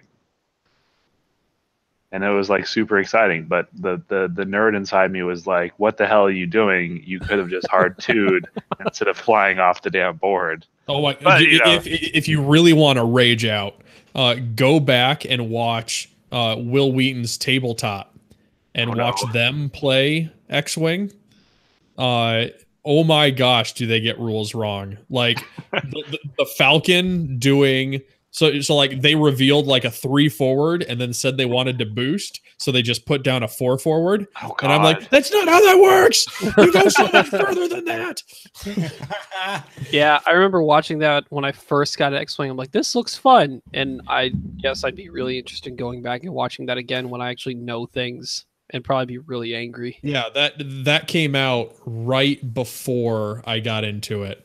And I watched it. I was like, oh, that looks neat. And then like 2 weeks later, I got it and I went back and watched it. I'm like, oh no, so much wrong. Oh no. Like, why did he shoot him? Wheaton. Yeah. But I thought it was super strong for, getting people into the game. And, even like, the interviews like what you did and, just getting the voice out more like that. I think it'll do good, because one of the things I was wondering about for second edition, I was sitting there wondering, I was like, for second edition, how many do you think day one new, never played X-Wing before players are we going to get? Like, how many do you really think we're going to get? God, I have no idea. Yeah, Zach says 3. 3. So 3 at your store or 3 around the world? Total. Yeah. Yeah. Okay. So one of them will be named Kevin. Yeah. So I think that'll be really interesting to see, like how many people drop off because they don't want to bother with second edition, and then how many new people show up. So that'll be fascinating. But I thought the exact same thing when the Force Awakens core set came out, and I was like, why are they coming out with another core set? We don't need another core set. Nobody's going to buy these core sets because, except for the people who just need the ships quick to throw into their collection. But all this other stuff is just going to get thrown away. But then, I hear all sorts of stories about people who were like they got started because of that. Now, that was a little easier because it had a whole movie behind it to kind of push that along. So we'll see. I don't know. Is there gonna be a prequel core set? Please don't. So somebody was saying they should do a First Order Resistance core set and a prequel core set. I'm like, that's a lot of trilogy.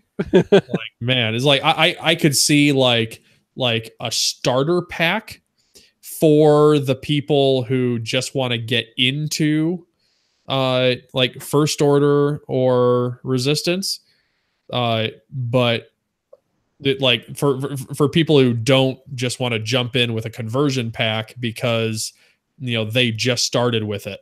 So how do those people get in? Are they going to have to buy all the different expansions?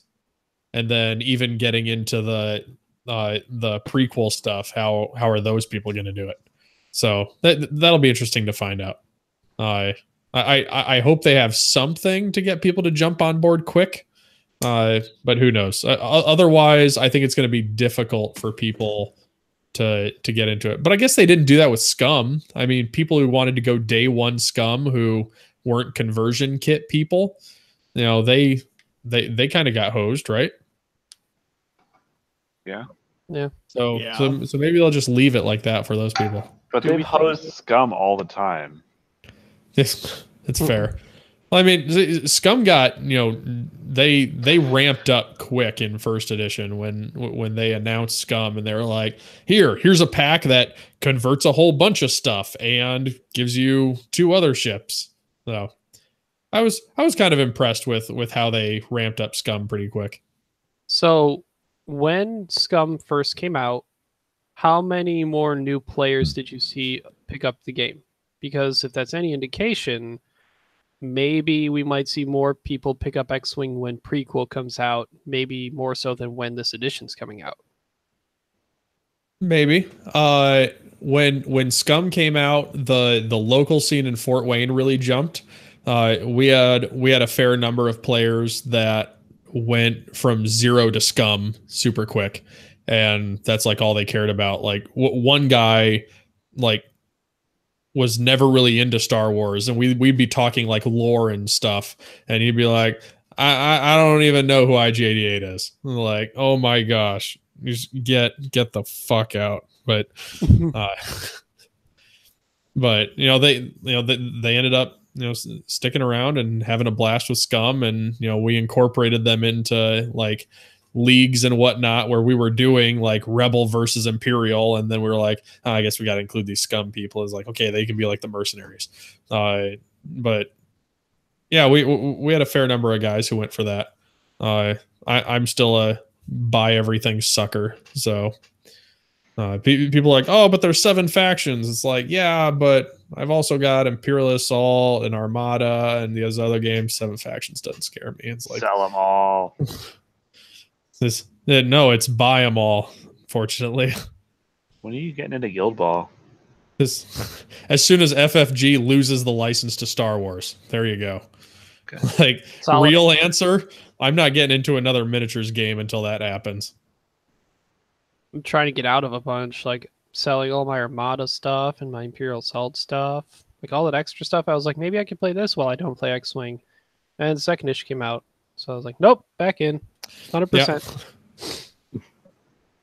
They really did pull us back in at the right time. Yeah.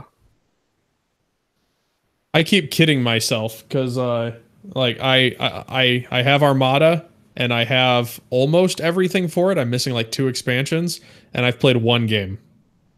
So I kind of need to get on that. You gonna drop the $250? Buy it. Absolutely. $250. Miniature market for $160. I was about to say that thing is gonna drop in price quick. Yeah. I keep telling myself, it's like, no way in hell. Like, if it got down to like 100, maybe, just because that's just like a fucking mantelpiece. Right. But so anyways, we're like 6 degrees off topic. So it means time for commercial. Well, I'll address one quick thing first. Zach says collision detector and stunned pilot crit. Oh, this is like a question I've dealt with like a dozen times because of like Dash and the Outrider title, right, and collision detector and stunned pilot. So people who don't know what collision detector does, that's when while you boost or barrel roll, you can move through or overlap obstacles. And then you can spend a charge to ignore its effects until the end of the round. So if you're ignoring the effects of an obstacle, does that mean you're ignoring the entirety of the obstacle? It just doesn't exist to you. So if you have the stunned pilot crit, you just ignore that? Or are you still counting as doing that? So what are the effects that you're overlapping or that you're ignoring? I would initially think it's the effects of the obstacle under the rules itself you're ignoring, and not the fact that you're touching the obstacle as per the damage card. Right. I would agree with that one. So you would say that you take the damage? I would. Yeah. Okay. But I'm still not sure with Dash. Right. Because Dash says you just Dash is dumb. Yeah, Dash says you ignore obstacles. It's done. That ignored. one It So counts. are you stunned? It's like, and Dash is sitting there going, stunned by what? You're like, the obstacle. And he's like, what obstacle? And you're like, shut up, Dash. I'm trying to explain this. Explain what? Like, God damn it, Dash. So yeah, that's Dash. Dash is like the little kid that spilled like a drink on the carpet and trying to tell their dad what's Do on the not get carpet. me started. For fuck's sake. God. Just the other day, my son gets in trouble at school for drawing on the wall with a yellow marker. And I'm like, what'd you get in trouble for? And he was like, what do you mean? And I'm like, you got in trouble at school, right? And he was like, I don't know. And I'm like, Just call him Dash. Right. So the second half of the Outrider says, after you fully execute a maneuver, if you moved through or overlapped an obstacle, you may remove one of your red or orange tokens. Awesome. That sounds great. But then Dash goes, what do you mean an obstacle? It's like, God damn it, motherfucker. I'm trying to help you now. And he's like, help me with what? An obstacle? What's an obstacle? So like it gets weird and confusing, but Dash not being able to use his own title sounds stupid. So It's because Lebo's better.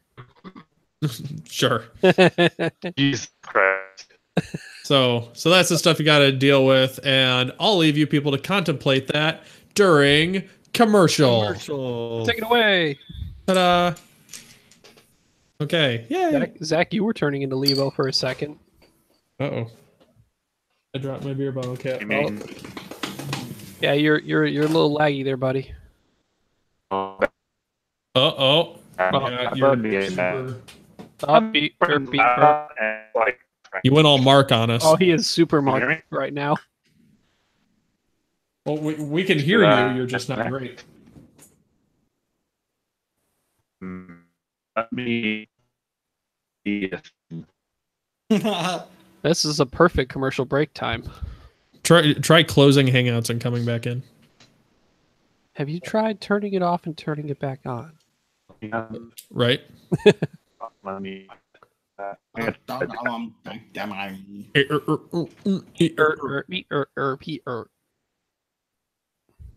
right, so since we don't have Uncle Tippett, Padre wanted to come on and do a rant. Uh-oh. Right? We are doing Audacity. Oh, God damn it. We can just stop the Audacity recording now. You can pull YouTube.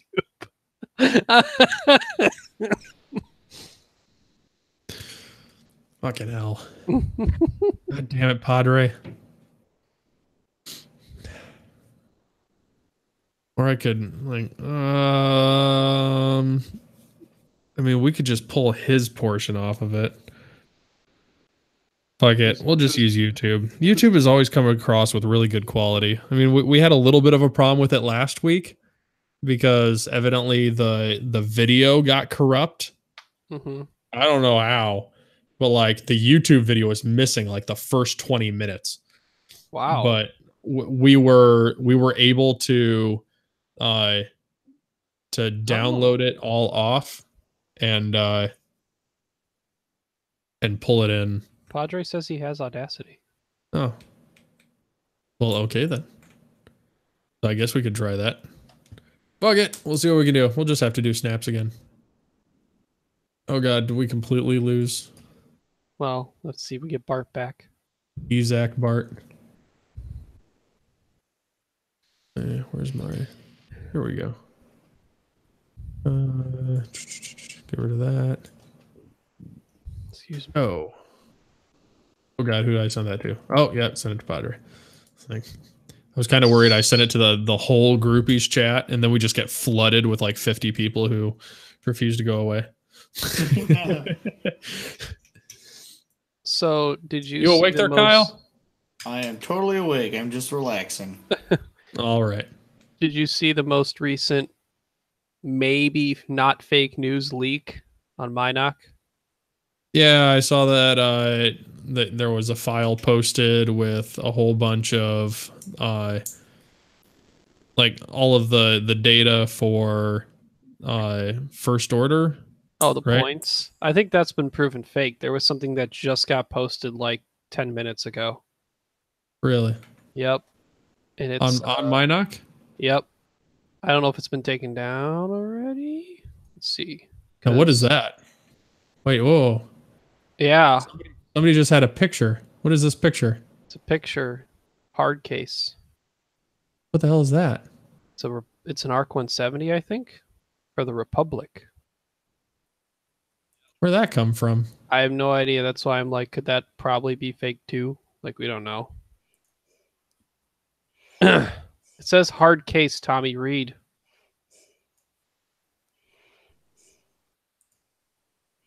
And if it's supposed to be hardball, then I'm assuming this is fake.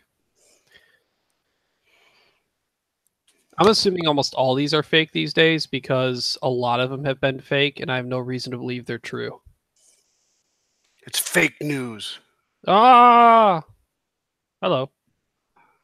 Guten Tag, was ist los? I used to know German, and then I didn't speak it for forever, and I forgot.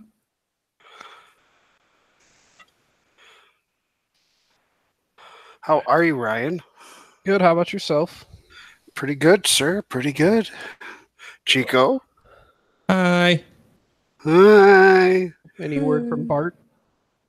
Stews. What's up, Padre? How are you doing, sir? Doing a lot better now. I have to tell you how much I enjoyed your pilot cards that they were giving away free on the strip. Yeah. Oh my, if you've ever been to Vegas, that is like my favorite thing because they're saying they're not allowed to talk to you. So they're sitting there with these cards. They're going, and they snap them, just making noise, trying to get your attention and just like flicking them, at you. So it's just a whole bunch of cards covered in naked ladies and phone numbers that'll never show up to your room. I had never been to Vegas before, and my wife and I went there, and we did all the touristy stuff. We went to the Hoover Dam and everything, and we were walking down the strip, and these people kept handing me this card stuff, and I wasn't really paying attention. I would take the card, put it in my pocket, take it because I wanted to be paying attention. Yeah. Well, no, because I'm with my wife, and she's doing the same things because none of them were speaking. We're like, what is up with all these deaf mute people here in Vegas? So we get to the hotel room, and you're taking your stuff off, and you're gonna throw it into your dirty bag, and I'm like, what the heck is this? Holy crow, my pocket's full of porn. And my wife is like... It's the porn pocket. My wife is emptying out her purse, and there's like... She had a porn purse, and I was just like... What in the world? I need to get my wife a porn purse. The guy that went with me, like, they kind of told me about the guys that were on the strip that were doing that. Well, there were some gals that were handing them out, too. And, like, right before we went there, I'm like... My mission is to get the biggest stack I possibly can of them cards before I go home. So I was just like walking up and down the strip. I'm like, I'll take some of yours too. And I turn around and yep, you forgot who I was. Give me some more of them. And then I sorted through them like Pokemon cards and tried to figure out which ones were like the ultra rares and which ones were the commons. And I'm just imagining Kyle going down the strip, just walking like he's like what's Spider-Man from Spider-Man 3 when he's all like venomed up, like just okay. So here's where it gets good. We can't throw these out because then people will think we're like porn addicts or something, right? So my wife just puts them in her purse, and like when we get home, she's gonna throw them out. Yeah, I'm sure that went well. You got searched. Not when we got to the airport. Did you tell them they could have them? She was too beat red for that. It was great. Yes, oops. I've been to Vegas twice in a month for a week, and I've got so many stories of that city. Is there an OCX in that city? Yes, several of them.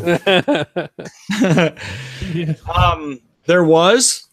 Now, mind you, the first time I did not go prepared. I did not have any stickers with me. I tried to have Aaron bring me some to the factory before I took off for the flight.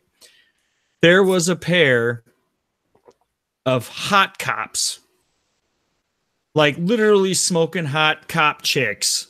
And they're like pretending like they're arresting you and stuff like that. I was going to pay them a good portion of money to put them over their bras and then act like they're arresting me. And that was going to be the next alt art for the hot cop. Oh, that would have been awesome. But they weren't there the second time. So. Darn. I was going to say, if you had the hot cop card, you could have said, I already have your card. And then just show it to them. Yeah, they were. Yeah, it was an incredible experience. I get to go out there 3 more times, so I will have to miss a couple more podcasts. But that won't be lied to us. Lied already. That won't be till spring. Zach can come on. Zach loves coming on and just getting drunk and saying you know stupid more shit. You know more about 2.0 right now than I do. Hey, My life's Chico, doing. I'm almost as like rule savanti as you want me to turn this thing on? Yeah, turn it on. Turn it on and we'll do snaps again at some point, yeah. Okay. It's doing something. Wavy, wavy. Wavy, wavy, eggs and bakey. Blue waves. Okay. So when we get back, we're going to talk about what's on there then, Chico. Or is it going to be rant from Padre? Yeah, Padre rant. I'm not a robot anymore, right? No, you're good. No, you're absolutely good. So I'm looking at this hard case thing, and it like that ability looks ridiculous if it's real. Well, that Like, ability, you're only allowed 1 bonus attack per round. So it's like quick draw, but with Hall. Yeah, it's basically quick draw. Wait, what are you talking about? On Minoc, they posted a picture of a card. Well, they as in someone else posted in my someone. a picture of a Republic Arc 170 pilot called Hardcase, which I'm treating as fake until proven, because everything's been fake recently with a lot of stuff being leaked, like the First Order point cost likely fake. I'm just saying that the likely fake thing, it came out pretty fast to come with one that was a super big parody. Maybe someone was covering their tracks. Maybe. Mm-hmm. Or maybe they're just doinking with you. Internet's pretty quick on the parody stuff. It's true. Everybody needs attention. So, how many? I know that Ryan might. I don't know, Ryan. Are you affected by it all by the Alliance Midwest warehouse screw up? I have no idea. I'll find out when I go pick up my stuff. If they don't have scum, it means I'm gonna wait until it comes in and play Imperial. You're going to Eternal? Just don't play Rebel. Likely, maybe. From when we talked to them, and they said that they were getting their stuff. Oh, cool. So it affected us hard. We're not going to get any of our stuff until possibly tomorrow at 1 p.m. Any of it? Well, that could be worse. Any of our stuff. Oh, yeah. It really could be worse. I've heard of stuff not come for like days. At least it's still on the day of. Well, at least we're not in Brazil. What they're telling us is New Zealand. That the shortage is of Scum and Villainy, the TIE Advanced, and the Damage Decks. I kind of foresaw the Damage Decks being the first issue. Not a whole conversion kit, though. That's kind of nuts. Yeah, well, and the TIE Advanced blisters.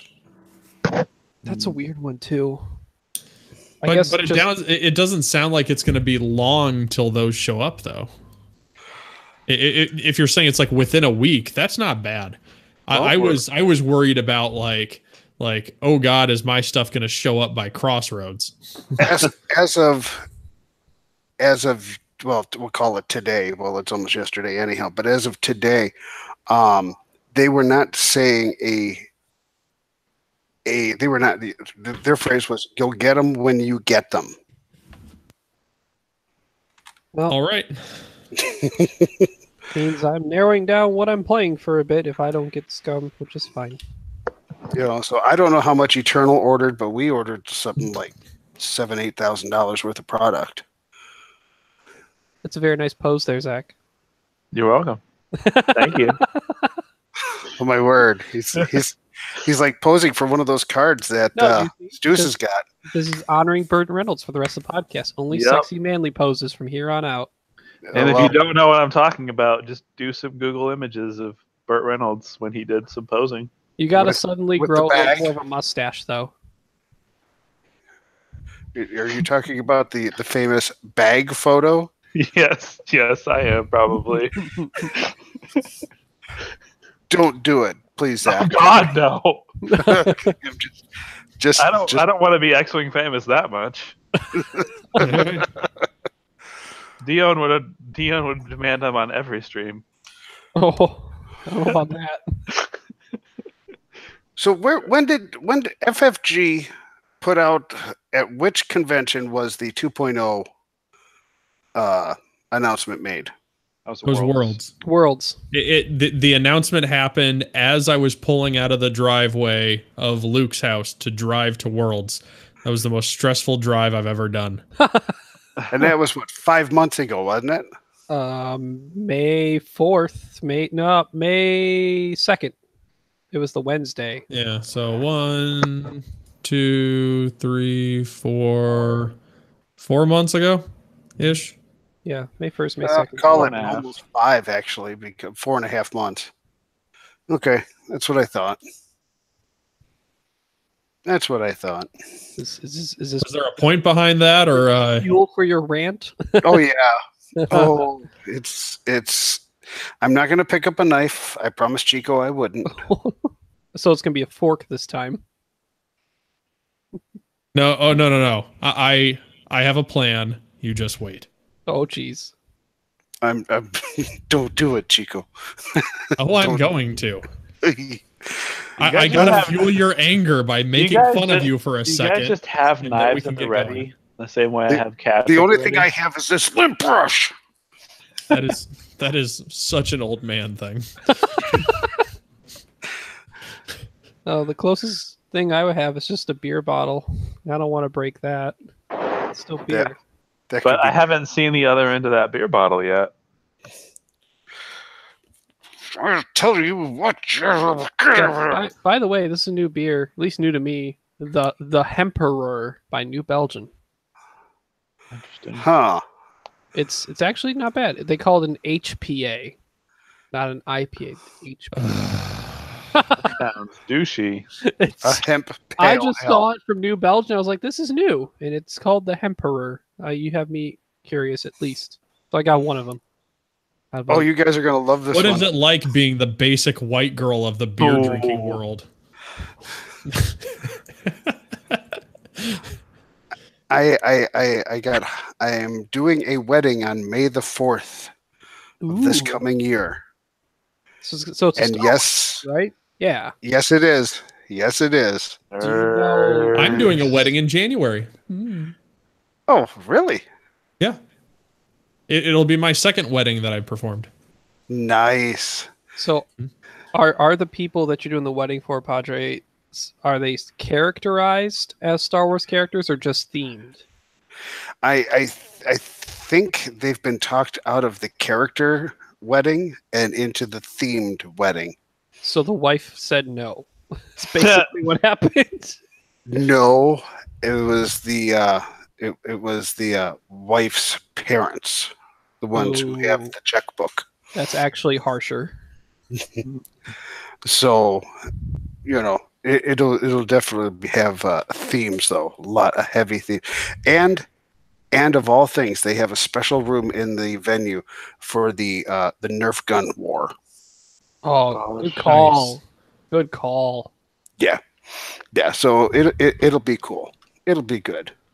I'm looking forward to this one. I think my favorite wedding I went to was at the McDonald's headquarters in Chicago, where they train all the managers and whatnot. Burger U? Something like that. And they at midnight they had a whole bunch of people dressed up as McDonald's employees come in all with double cheeseburgers and just passed them out to everybody while Cheeseburger in Paradise played. Oh God, that was perfect. That was amazing at midnight when we were all just trashed. You got to have soakage. Mm-hmm. That's a lot of soakage. What is Where did Kyle go? What is soakage? You got to soak up the alcohol. That just sounds made up. Fake words. No, it's a Michigan thing. That's not only it can't. Michigan's a fake state. It looks too much like a hand. Oh, and where do you live? I live. Yep. Our state sucks too. He admits it at least. We look like a weird stocking that you hang over your thing.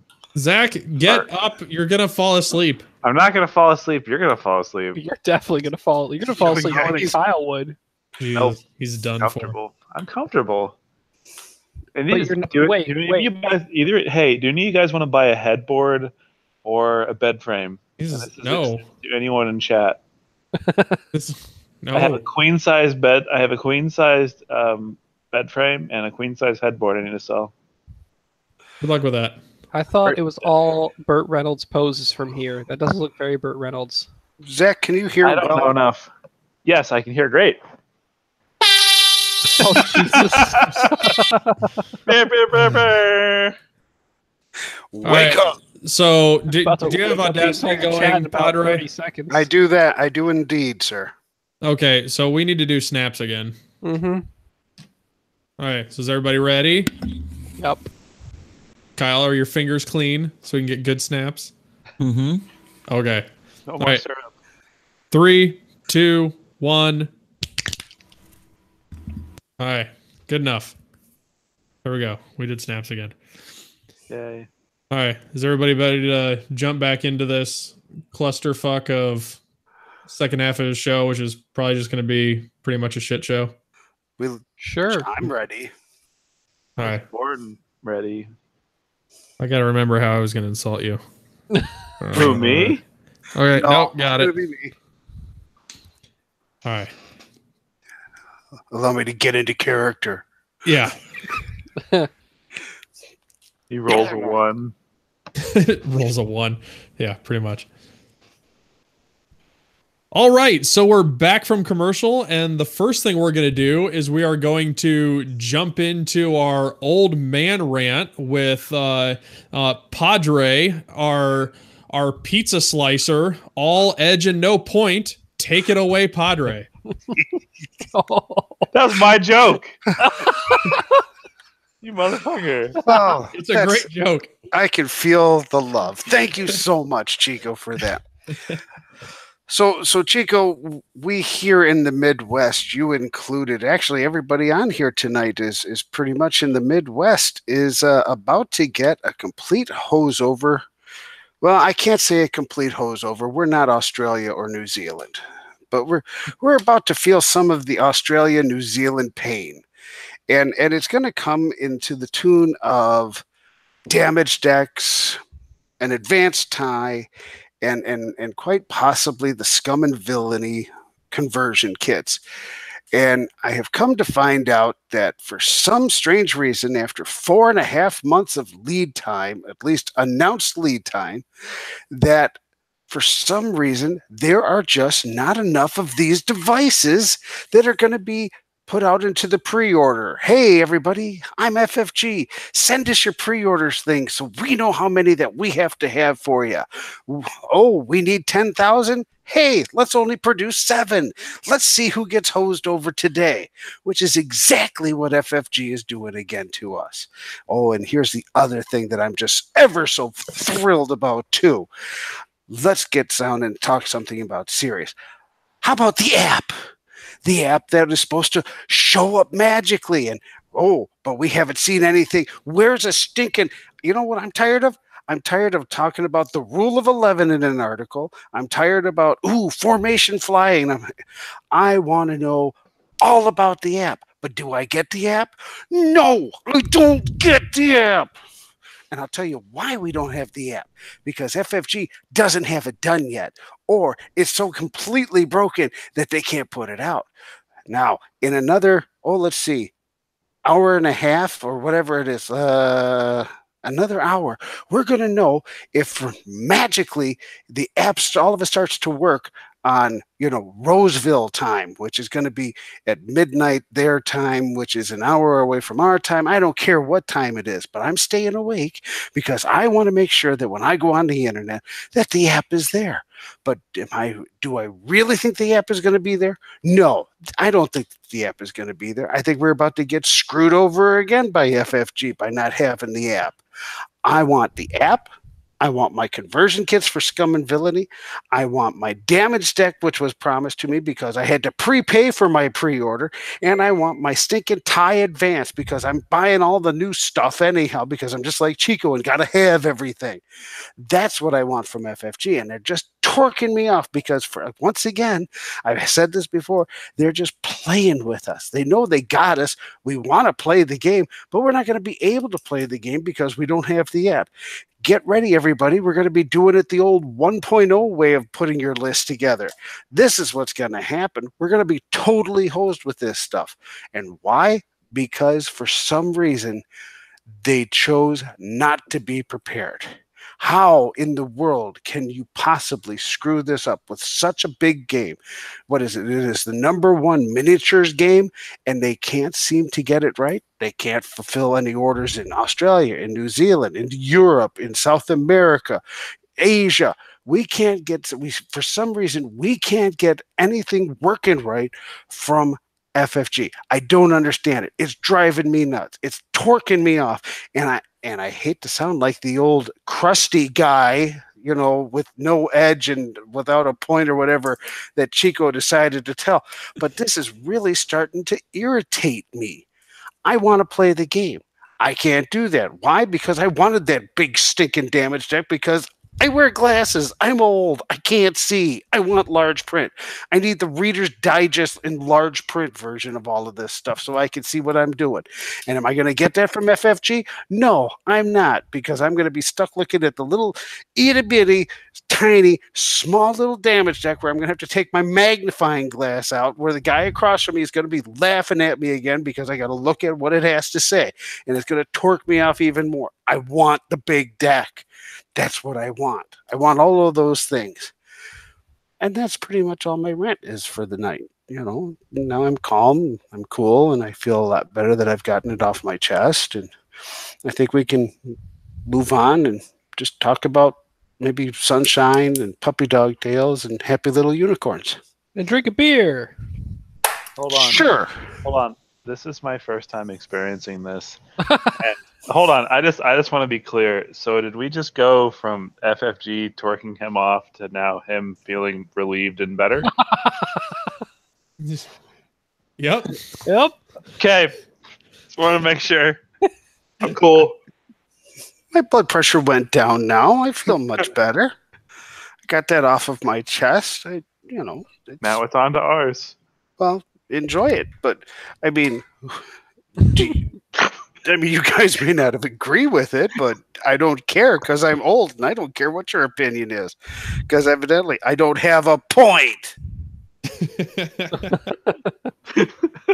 So if you didn't get that because you were cowering in fear, evidently there's some distributors that are having issues getting things out in the Midwest, and hopefully it gets out fairly quick and people don't have to wait too long, because I know everybody's chomping at the bit for this thing. Especially the Midwest with the most and the best. That's because Florida. It's because Florida's gone. What? Florida's gone? What? Yeah. Who took Florida? What about Florida? Florence? Did Florence take Florida? Florence took Florida, apparently. I mean, good. Now our elections can feel normal. That would be good. I ordered something from Poland, and if it got shipped into the East Coast, I'm so fucked. It was like $200 to $300. I got a buddy who works for $200 to $300 worth of stuff from Poland. You're weird. It's at sea. It was a bunch of stinkfish, is what it was. That's what he God. Where do you find that stuff, Kyle? God. That's going to be the next OCX challenge. You see that, Chris? Yeah, don't do that. I didn't even want to watch it. I don't know. I thought that girl was going to heave up a lung. She troopered through a whole plate full of it. All right, that sounds delightful. So I couldn't watch it.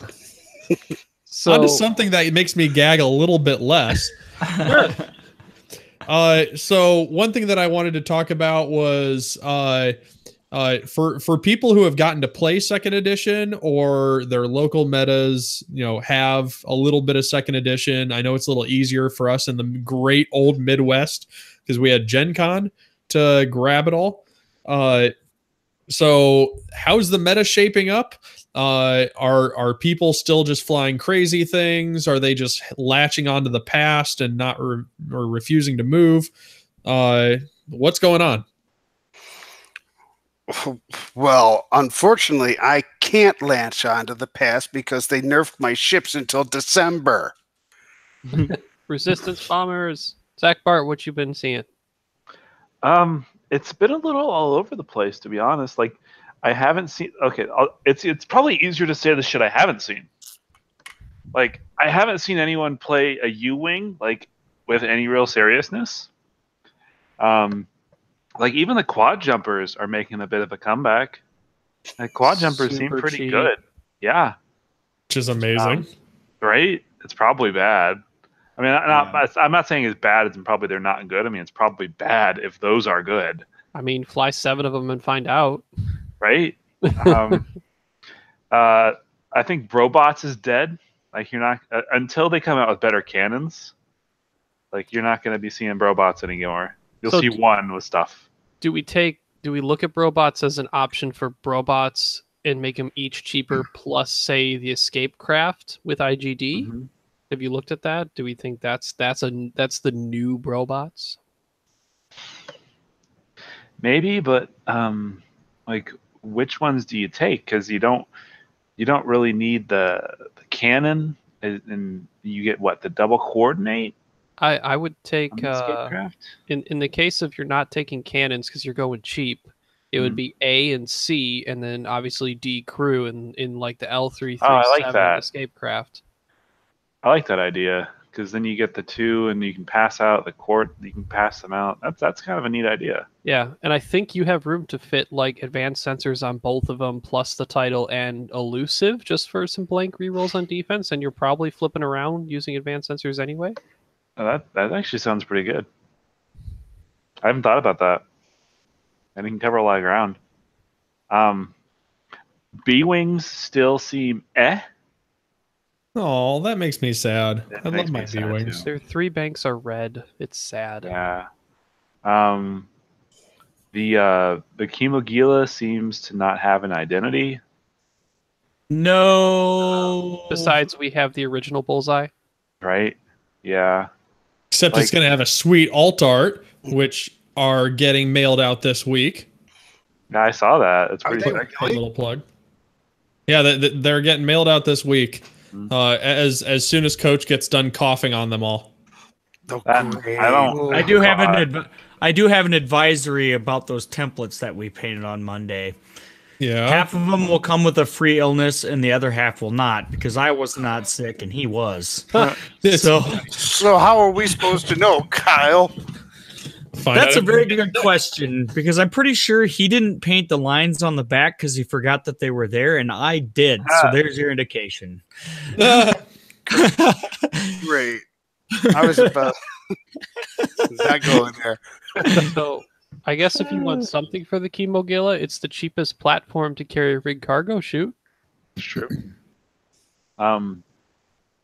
A lot of my locals have been playing a lot of pilot skill or initiative 5 stuff. Tons of that. Boba Fett, super popular. Yay. Did anyone pick up TIE Swarm in your area? Mark did. Mark Moriarty, he's trying it out. He seems to like it. Does he go the simple Iden, how 5 academies, or is he doing like a mix of the name 6? He's doing a mix with Wampa and some swarm tactics in there. Okay. He's doing pretty well with it.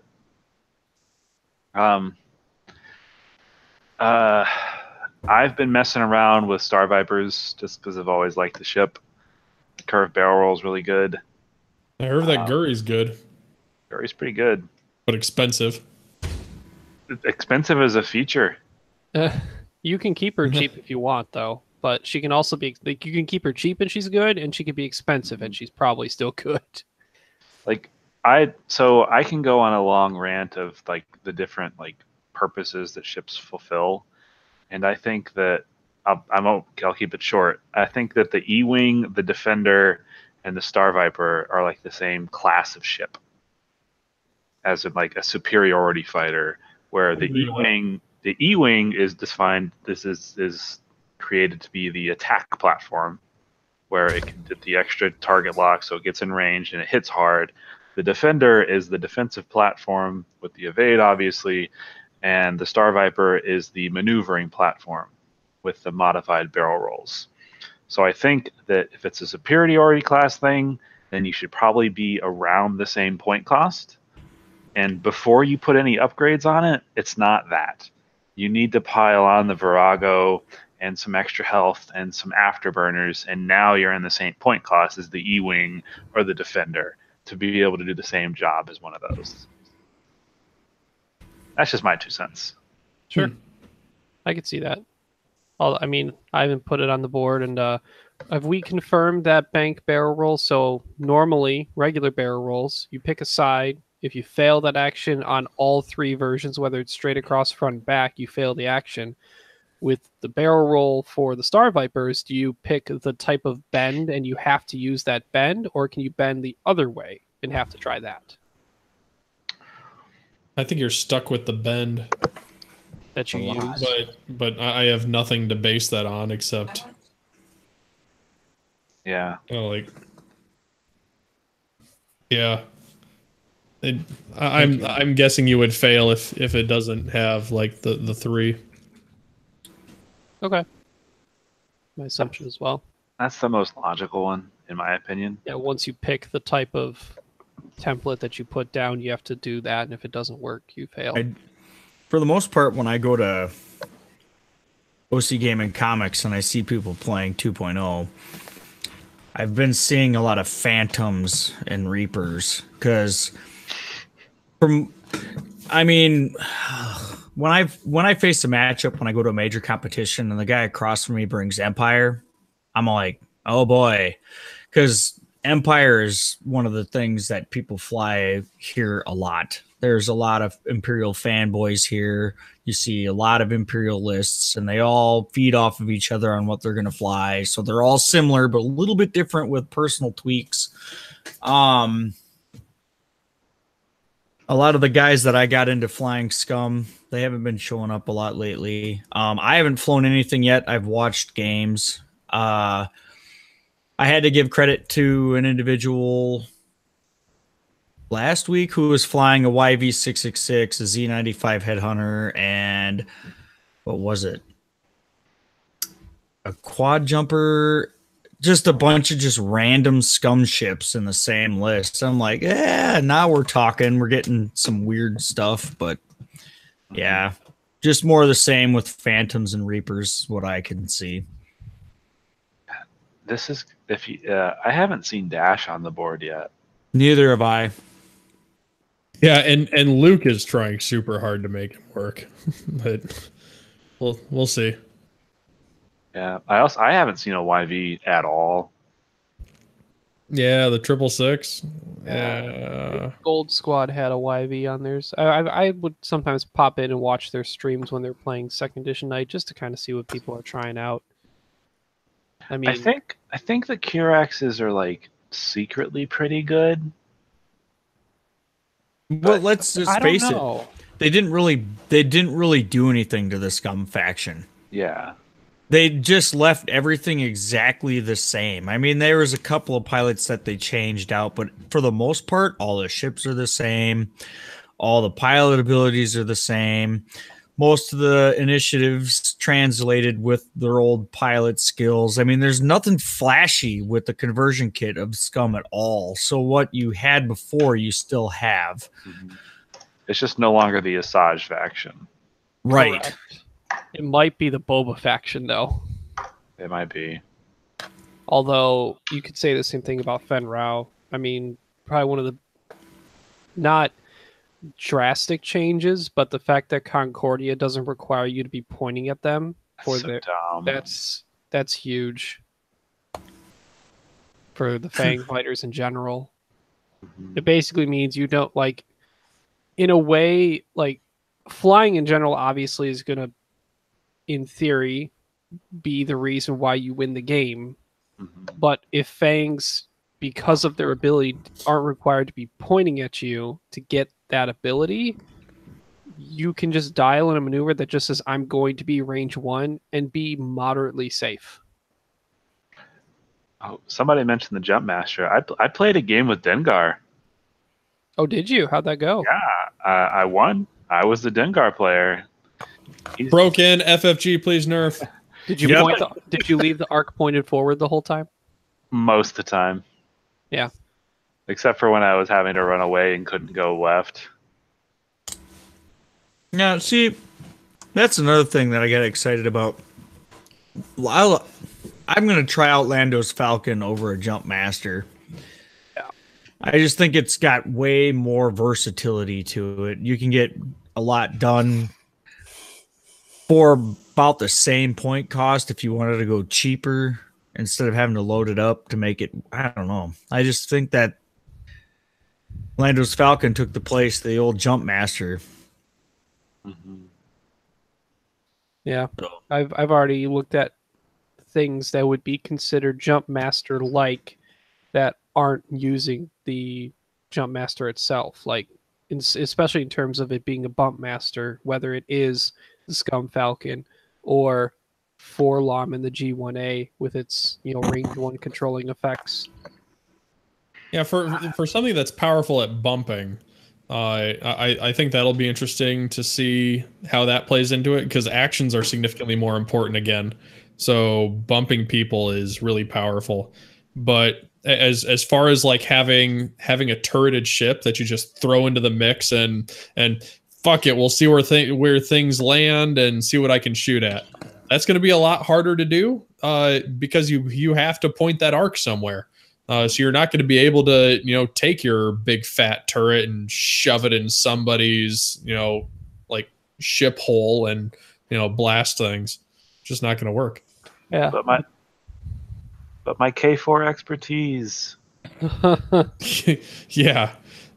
I won my first store championship with that, and like that entire tournament, I was like, there were times I would move and I'd be like, I don't need an action. Like I guess I'll just focus for defense. But I'm like not taking any shots, so it's like whatever. Yeah, but you have to spend your action to drop a rig cargo chute. Jesus. Because you have K4 security droid, you don't care. I think the biggest decision I made like that entire tournament was, okay, do I barrel roll backwards here, or do I think I'm in or out of range 2 for Asajj Ventress to stress me? That was like the biggest decision I had to make that whole tournament. So yeah, I'm happy that it's going to make a bigger difference now, and people are going to have to figure out that whole AC-130 gunboat strafing the battlefield kind of thing a lot better, instead of just I'm going to ram this down your throat and just be able to shoot at whatever I don't run into. And I'm happy about that. Too. Like, suck Well, it when skill goes back in. I'm going to miss the TLC. Gonna miss Yeah, you old men and your 360-degree firing arc. He's got to make that statement because he's subbing for Mark. Yeah. No, I ran a TLT on my K-Wing with the bombers. Yeah. But Mark's going to be happy about having 5 Y-wings with ion turrets. Or he can run 4 K-wings with barrage rockets and some bombs. Cover all the arcs still. Well, if you're doing barrage rockets, you just do the TIE bombers, right? That's what everybody's screaming about. TIE bombers and Punishers are suddenly good, and that's just weird. Punishers are fine. 4 K-wings. God, that just gives me a warm, fuzzy feeling in the nether regions right there. Have fun buying enough conversion kits to run it, though. I did. I did buy, or at least I pre-ordered. Now, whether I get those, who knows? Yeah, I'm not surprised he pre-ordered 2 because he's the same guy who either almost bought or did buy 4 Resistance bombers when they came out. I have 4. Good Lord. But why? Because he can. Why not? Why wouldn't you? Did you see the movie? They didn't perform very well. You need many in order. You need many to get one to work. What was that title that they had where if you had like another ship next to you that had the title, you could change one of your eyeball results to the Crossfire Formation? Crossfire Formation. It was a trap. It was overcosted trap. It was only slightly more beneficial than maneuvering fins. Yes. It costed 2 points. It should have costed 0. Oh, that's what we're gonna do. Do they come out with maneuvering fins in 2.0 or not? They did, kind of. It's called the Boba Fett title. Oh, Slave 1. Slave 1, yeah. Except Boba will more likely be using Marauder title. Yeah, it's 601, half a dozen there. I remember back in 2016 Worlds, I had an interview with Frank Brooks, and I asked him what non-meta card do you think is going to make a showing, and he said, I don't think we've seen the full potential of maneuvering fins. So Frank Brooks, where you at? God, what was it? You could change your bank maneuver to a hard maneuver. Other way. Other way around. Yeah. No, it's even if you made it both ways, it still wouldn't have been good. Right? I feel like he said that, but wasn't likely the Ghost in production, and Hera as a pilot is probably just better? Yeah, but you like if you would have made that 0 points and work both ways, then you would have seen it on ships and maybe get used. Yeah, but still not be considered good. It was only on the YV though. Yeah. Right. Which as soon as people realized, ooh, ordnance on these are pretty good, guidance chips, never see maneuvering fins again. Correct. Well, the problem with it is like you didn't have a 1 hard, so you couldn't use it for the 1. You had the 2 hard, which was red. And then you had the 3. So, I mean... Maybe if it weren't for the fact that it had a 180 firing arc that completely defeated the purpose of ever needing to hard turn unless you were Bosk with an engine upgrade. Right. And let me tell you, VI Bosk with an engine upgrade when you have a bigger bid than Soontir is the funniest fucking thing. Yeah. I'll chase you around this rock all day, son. Wow. You. All right, so anything else exciting going on in the local meta? So for something for my local meta, I haven't gotten to play in it because I don't have my 2nd edition stuff yet because I didn't go to Gen Con because Gen Con is really far away from me. So I don't have mine, but some of the other guys do, and from what I heard, if you're one of those people who really enjoyed home brewing and coming up with what you thought was good lists, then you're doing really good right now. Like, you're in a good spot because building wacky stuff is your bread and butter anyways, and that's what's doing really good right now. If you're one of those people that was stuck doing what the internet told you to, then it feels really bad right now. And also, if you're one of those people that latched on to one ship because it was your favorite ship in 1st edition and you're trying to pound that into submission and make it work, you're also probably having a bad time. So that's why I'm hearing from the local guys. But Zach knows how good they are, so who knows what to think about that. Anybody else got comments? I'm thinking about running Imperial bombers with 2.0. Get out. Yeah, so that was going to be my next question. For those of us who haven't played second edition, what's your first thing you're going for as soon as you get it? Admiral Sloane. Wait, is she the stress one? Yeah, she is. She's the one who says you're panic pilot now. Yeah. And I get rerolls on you when you are stressed, even if it's not from myself. I played a Sienna relist. Jesus, it's fun. Was it Scenery with defenders and advanced sensors? No, because I'm not a bad person. It was Sienna in a shuttle with Soontir and Merrick Steele. It's still painful. Merrick Steele less so. I would have taken Whisper instead.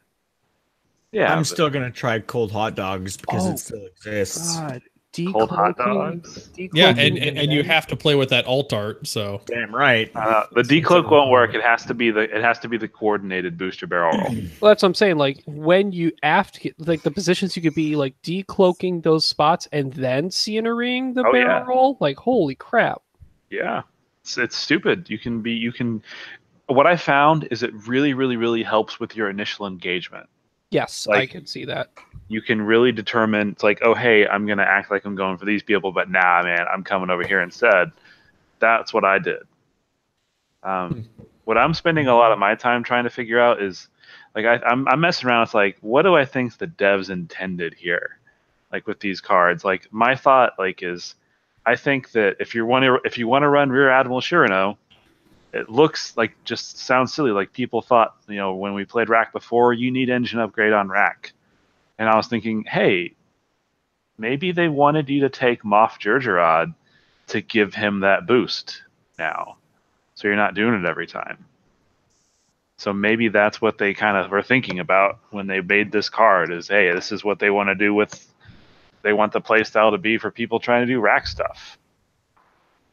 I was thinking with Rack just to go Minister Tua to free up that reinforce action at the start of engagement so that you can choose the arc for him. Oh, yeah. Plus, shield upgrade's only 3 points. Right? Mm-hmm. But then you still got another crew and a gunner. So right there, you maybe you do Jerjerrod, you do Tua, and then you do the Agile Gunner. So you're taking your target lock for your action. You're getting the free boost, and you are getting the reinforce when you need it. Free boost. I don't know. Ailerons. Right? A defender. I mean, a decimator with aileron seems pretty good. It does look like a giant meaty TIE striker. Yeah. And did you just say that shield upgrade is only 3 points? Well, I thought it was one of those variable point things. Well, I'm saying it's variable, but because for 0 agility, it's 3 points. Hmm. So, like, a solid modification upgrade on a Decimator or a Ghost is shield upgrade just because it's only 3 points. Oh, it's based on agility. Oh, okay. Yep. Gotcha. Yeah. I was thinking engine upgrade, where as you got bigger, it got worse. Mm-hmm. Wouldn't you want to do that is hull? also true. Yeah, that's not confusing at all. If you're doing Tua, don't you want to do hull? I don't know. I think the point difference is like, what is it? Hull upgrade is how many points for Rack? I think it's 1 point cheaper. Hull upgrade is 2 points. I'd take the 1 more point because crits suck really bad in second edition. I've been too lazy to try to figure it out. How does reinforce work with Ion or Tractor? So, What do you mean? as far as I'm concerned, reinforce only subtracts the end amount of damage you would take after all of the steps are done for the results. And it takes it down by 1, but you have to still take a minimum of 1. Yes. So you would have to, I guess it depends on when you would trigger getting the Ion, because you need to do a damage plus 1 more for it to count as Ion tokens. Chico, what time is it where you're at? Just past midnight, so we'll be wrapping up soon. Yep, okay. just for informational purposes, I just checked the FFG website. Yep, no app. Oh, Thanks They're in Central Time. I know. I'm going to stay up till 1. yeah. And So then I'll have my guys- aneurysm. You guys So go to to bed. bring up the card I'm excited to play for, Thane Kyrell, because that just seems obnoxious. Like that's all I want to do is just obnoxious things to start with. I'm just saying, somewhere the crates just got angry at you. Good. Like You like I'm not flying it as, you know, something that I think is really going to be good. I'm flying it as something that's going to be fun and obnoxious, and that's just what I want to fly for like my first like week or two, and then I'll start going into the stuff that's like, okay, let me start figuring out what I think is really good. You know, I'm probably going to try out a TIE Swarm and figure out if that just comes back to me like riding a bike, and then start figuring out what beats it and if I can handle that, and then if I can't, just start gravitating towards other things. So, you know, got to figure out if I can blow up Boba Fett, right? hint, hint. It's also TIE Punishers with Trajectory Simulator. Bombs don't scare me. They never have. Uh-huh. Oh, Oh, really? oh. Yeah, it's true. Hey, Ryan. But Patrick says it for the reinforced token. It adds an evade now. It does not reduce the damage by 1. it changed. I thought it didn't add an evade. Thought that was what it used to be. That's what I thought. That sounds wrong.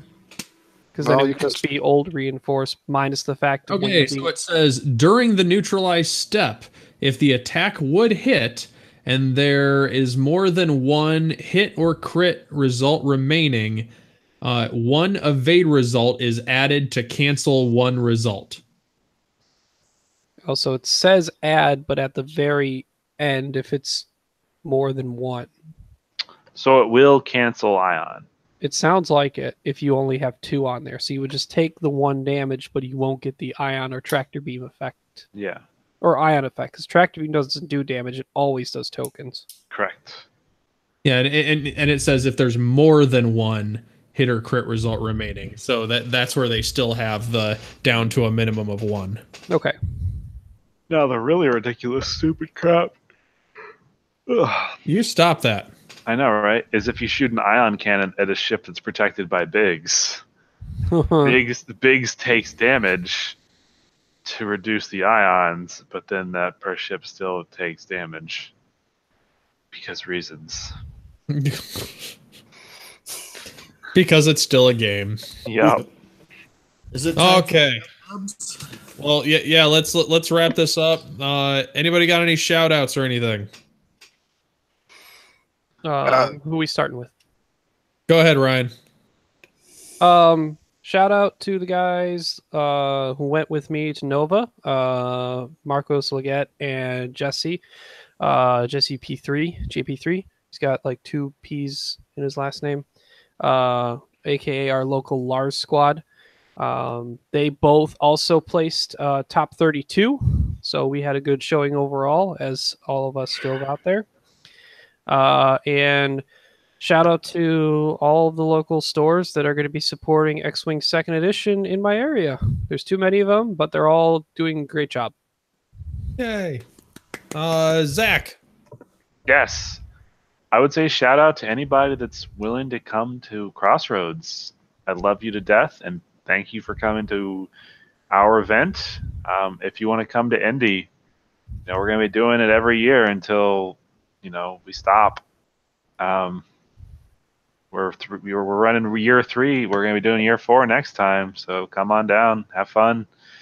Don't let Wisconsin win again, Ryan. I need Really? you or me.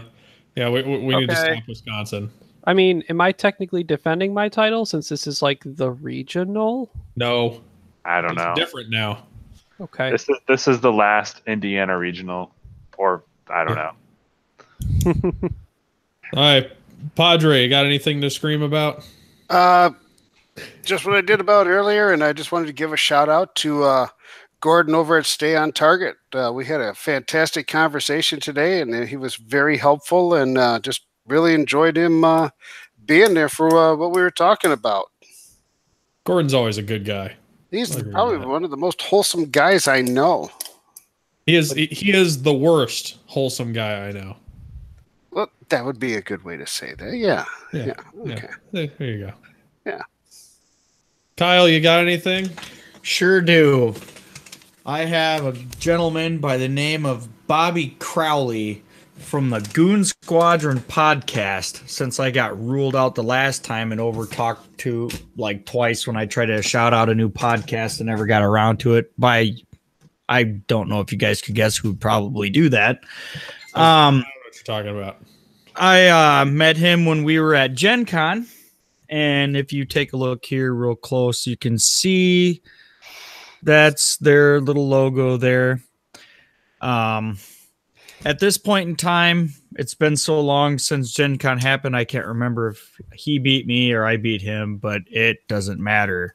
Bobby Crowley from the Goon Squadron podcast is one of the new podcasts brought to the X-Wing scene. So go check him out.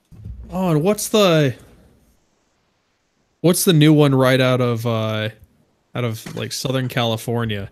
I listened to them just the other day. They sounded sort of like the Barons to me a little bit. The Inland Empire Aces, which if you do the acronym for that, it's TIE Aces. So good work, guys. Yeah, they're pretty good. Listen to them, and they were solid. So a lot of new podcasts jumping on the scene. So if you find yourself with nothing to listen to, you're not trying hard enough. Yeah, there's plenty of X-Wing podcasts. Yeah. So I'm gonna send a shout out to my buddy Luke, because this last week we did our final game of something not X-Wing, and we busted out my old Star Wars CCG cards and finally played a game of that. It's like first time in over a decade I've played a game of that. It was a lot of fun to bust out. He beat the shit out of me because evidently I built his deck significantly better than mine. My mistake. But yeah, looking forward to playing some more of that. Like it's kind of in that realm of, something you can bring to the beginning of an X-Wing tournament and play while you're just sitting around waiting for things. So that was a fun little blast from the past, that old Decipher game. So there you go. Thanks for playing with me, Luke. All right, so that'll bring our show to an end. And if you've got anything you want to send in, what is it? OCXradio@gmail.com or send it to feedback@backtodials.com and tell them to forward it to us if that doesn't work. I'm sure it'll get here. So thanks for joining us, and we'll send this off to the Yub Nub.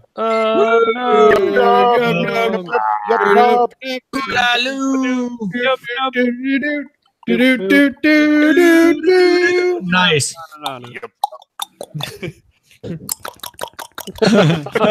That's been a while.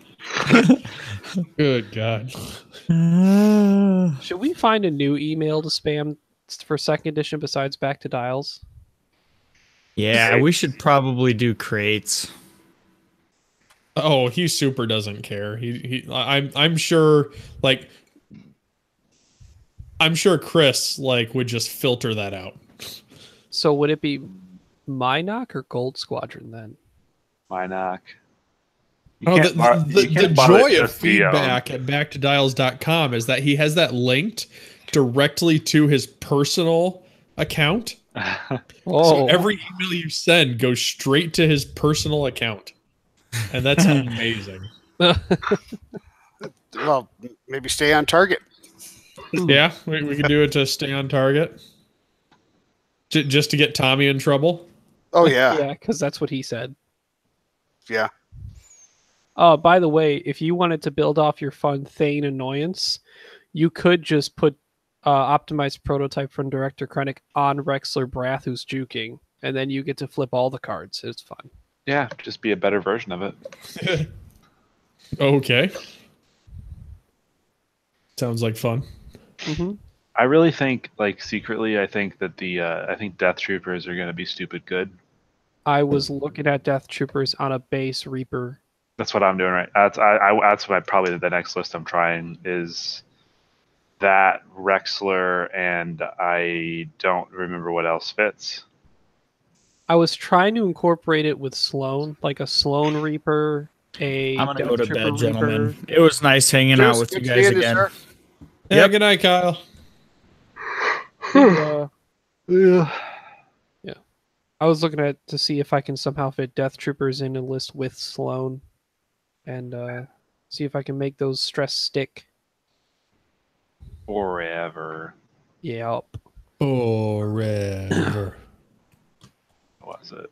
Or, no, it doesn't have 3 anymore. I was like, the Decimator, if it had 3 crew, it could take Death Troopers and 000, and then you could fly Vader with them. Jesus. If you ever I'm excited to just paint my Death Troopers from Imperial Assault. I think that's awesome. Yeah. I'm really surprised they still haven't done anything Rogue One related, and they've Although they got me.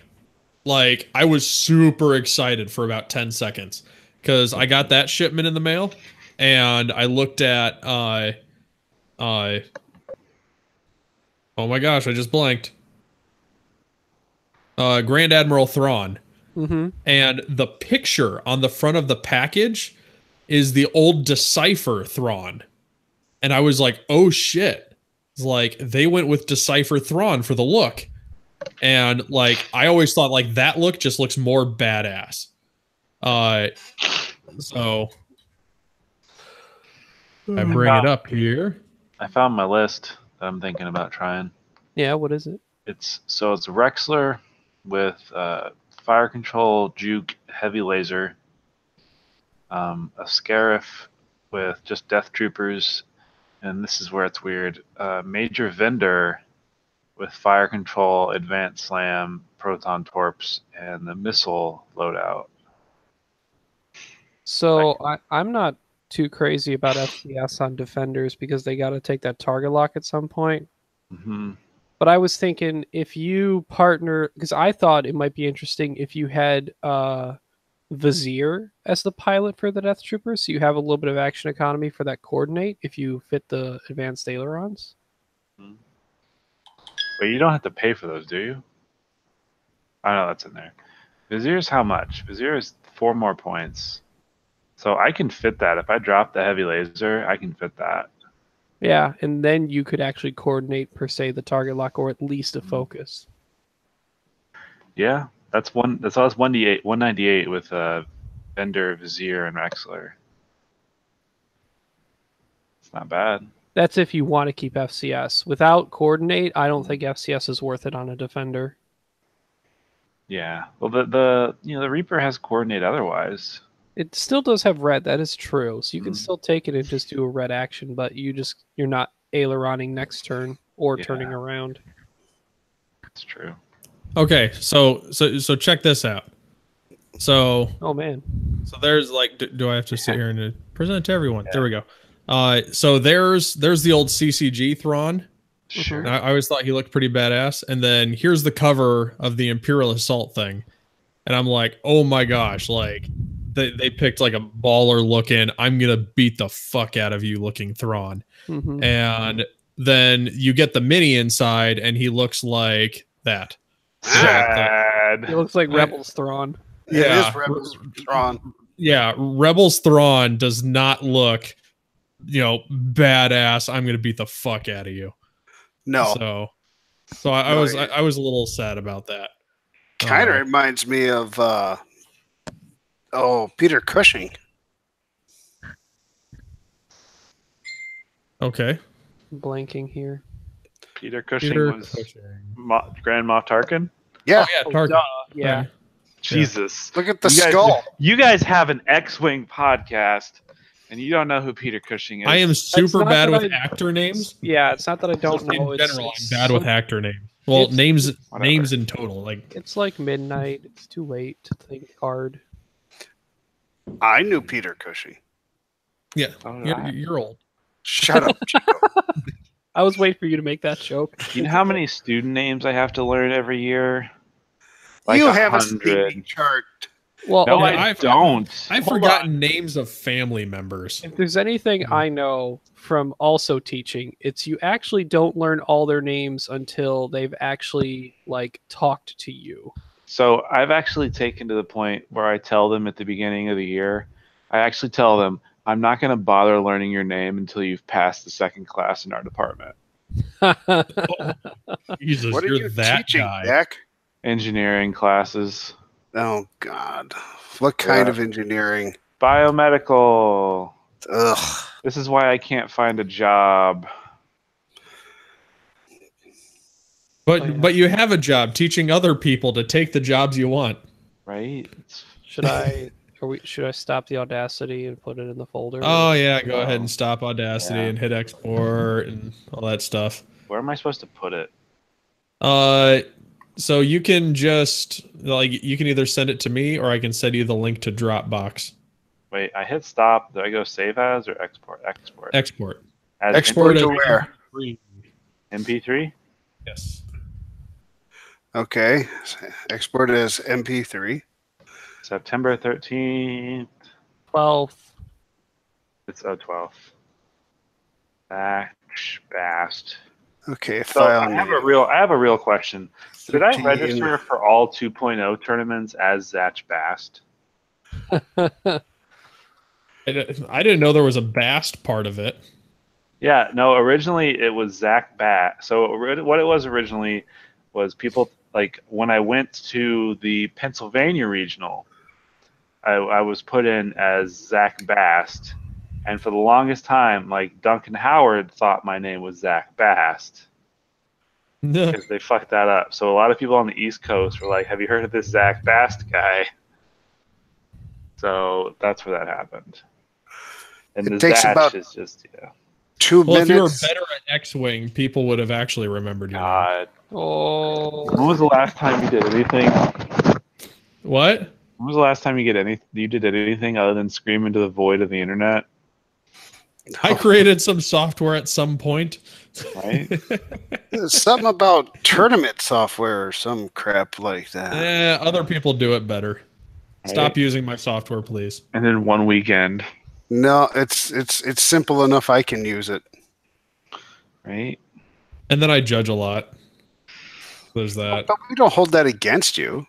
Somebody want to teach me how to do C programming, and by that I mean I used to know how to do it, and I just need someone to remind me how to actually install the shit to start doing it. You mean C++? Specifically C. If I pass the first C test, then I'll need someone to teach me C++. So you don't need object orientation first. Well, that's super easy. I don't need it yet. I know basic programming stuff. I don't even know this is a real thing yet. We'll see. I went through C++ in college. Like that was the language they taught us in college, and God, that was hell. I didn't learn object-oriented stuff till I was a man.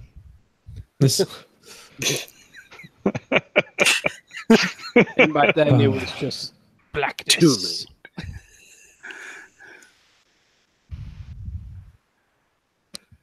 Asher, get out of there. Stupid cat. I'm surprised I haven't seen my cat at all tonight. She's normally like, you're on a computer, there's 2 screens in front of you. That's too many. Pay attention to me. The fucking cats. I only had 2 of them interrupt. You got what, 3 or 4 in your house? Or 4, double the cats. once I moved to West Lafayette, there's only going to be 3 though. We got 3 and a dog. Yeah. It's a nice pit bull, though. Oh, She's an idiot. that's nice. All right. My She cat. is. Yeah, Dumber than a box of rocks. my cats are pretty cool.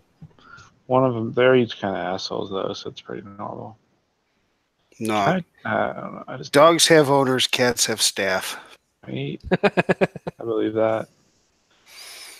Okay, it exported to an MP3 file. Now what do I do? Hey, Dropbox. now you send it to me somehow, or put it in Dropbox. Okay. I gotta find it. Dropbox link. Oh, I guess yours is shorter than ours. Mine's still going for another 6 minutes. Yeah, mine just finished. Gonna work, but I'm gonna paste it in the Hangouts chat. So can I just copy it and paste it? I don't know. What Or do I have to drag and drop it? Like, what are you putting it on? The file Yes, where are you putting it? into the Dropbox. What Dropbox? You have the Dropbox link? You have the OCX Dropbox? Yeah. So OCX podcast audio files. That's the folder you put it in. Yep.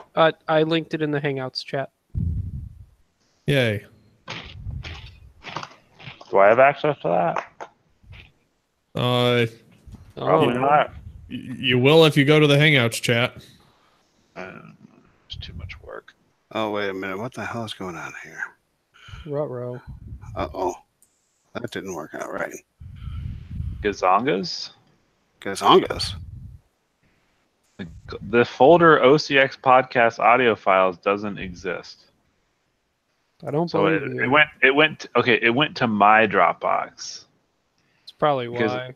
Like an adult, I have a Dropbox. All right, just a second. Let me see if I can share the folder. I need emails from people. So put your email in Hangouts, and I'll try to send it to you.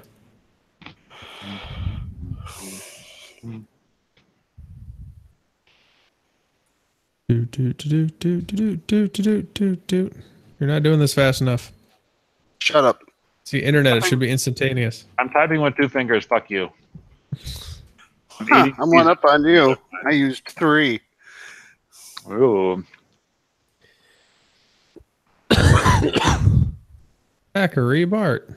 Hey, Share. Fun fact. You don't need the dots in your emails. They don't. Yes, do and anything. you can put extra stuff at the end. Wait, what? If you're on Gmail, you can put extra stuff on the end. Like underscores and shit. I forget what it is, but it's really fun to do if you're like signing up for something on a random web page, and then you just put like some extra identifying stuff for them at the end. And then if you ever get something addressed to that email back, you know that they sold your information. Because Gmail will reroute it back to you. I forget what the extra thing is that you have to add on, but I haven't done that in a long time. Probably an ampersand. Seems like an ampersand thing. Yeah. I'd look it up if I cared enough. Who's still in chat right now? Let's see. Participants. You can actually see the list of names? Okay, so Hit the 3 dots thing and go to participants. Participants. But Josh said he left, so I don't think this is refreshed well enough. hey, Chico, Yeah, all I've got is Ventham, Adams, and me. I just opened up what you sent me, the link. Yeah? So do I just drag and drop it onto the screen or what? Yeah, Sure. you drag and drop it. So once you open up the OCX podcast audio files, you drag and drop it into there, and just anywhere on an open space, it'll be fine. It'll give you a little window on the Okay, bottom so that says. where do I? upload. Aaron call can then. Okay, so I'm just gonna. Grandpa, I can't see your screen. Jesus Christ.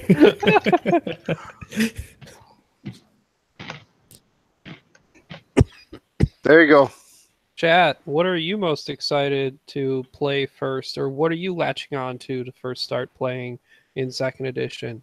And You have till go. the end of my beer to answer. In 30 seconds, they will respond. You got it right. Is Well, it Kirax's? Graz the Hunter. No, I don't. Graz the Hunter seems pretty good. But he's initiative 4, right? I don't know. Is it still loading? Padre? Maybe. It's probably loading at the bottom. Is there of a the loading screen. bar across the bottom of the screen? I don't know. I just lost the screen. Oh, God. It should say uploading and then file name and then how many minutes left. Yeah, it doesn't say that. I got to find that link again. All right. I think I'm saying the name Mariano. If you say tie advance, do you actually mean Vader? Okay. Right?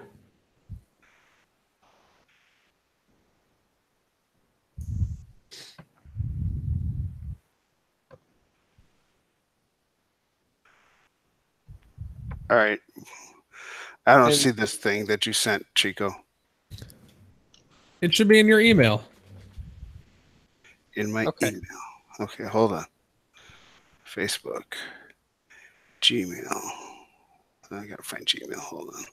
And Tommy, I know you're looking at Drea Renthal and Z95s. I'm actually looking at Drea Renthal and Fang Fighters and Star Vipers. So instead of a whole bunch of ships, going with a couple ships, more so 3 or 4 with 3-die primaries that have more maneuverability and better linked actions. Star Vipers seem really good. Yeah, I like a Skull Squadron pilot with Fearless, I guess, but I can take that out because it's only view file. And then 2 Black Sun Enforcers just to skirt the battlefield with those bank barrel rolls. Just shove the Fang in there, have Dre make sure he's got arc. That fits. All right, Chico, it opened up. It says Marshmallows Podcast, Chico something or other. Yeah, that's an my audio file. You should copy and paste you should drag your audio file into that and drop it and see if it shows that it is uploading. I see our stands. Yay. Aha! I'm still Says exporting. You're still exporting? I'm on a shitty laptop. Thank you very much. Clearly. Yeah, wait till the export's done. It's talking to me. What's it saying? I hear my voice. Okay. What's it saying? Jesus. Nothing. I think he's playing it. Yeah.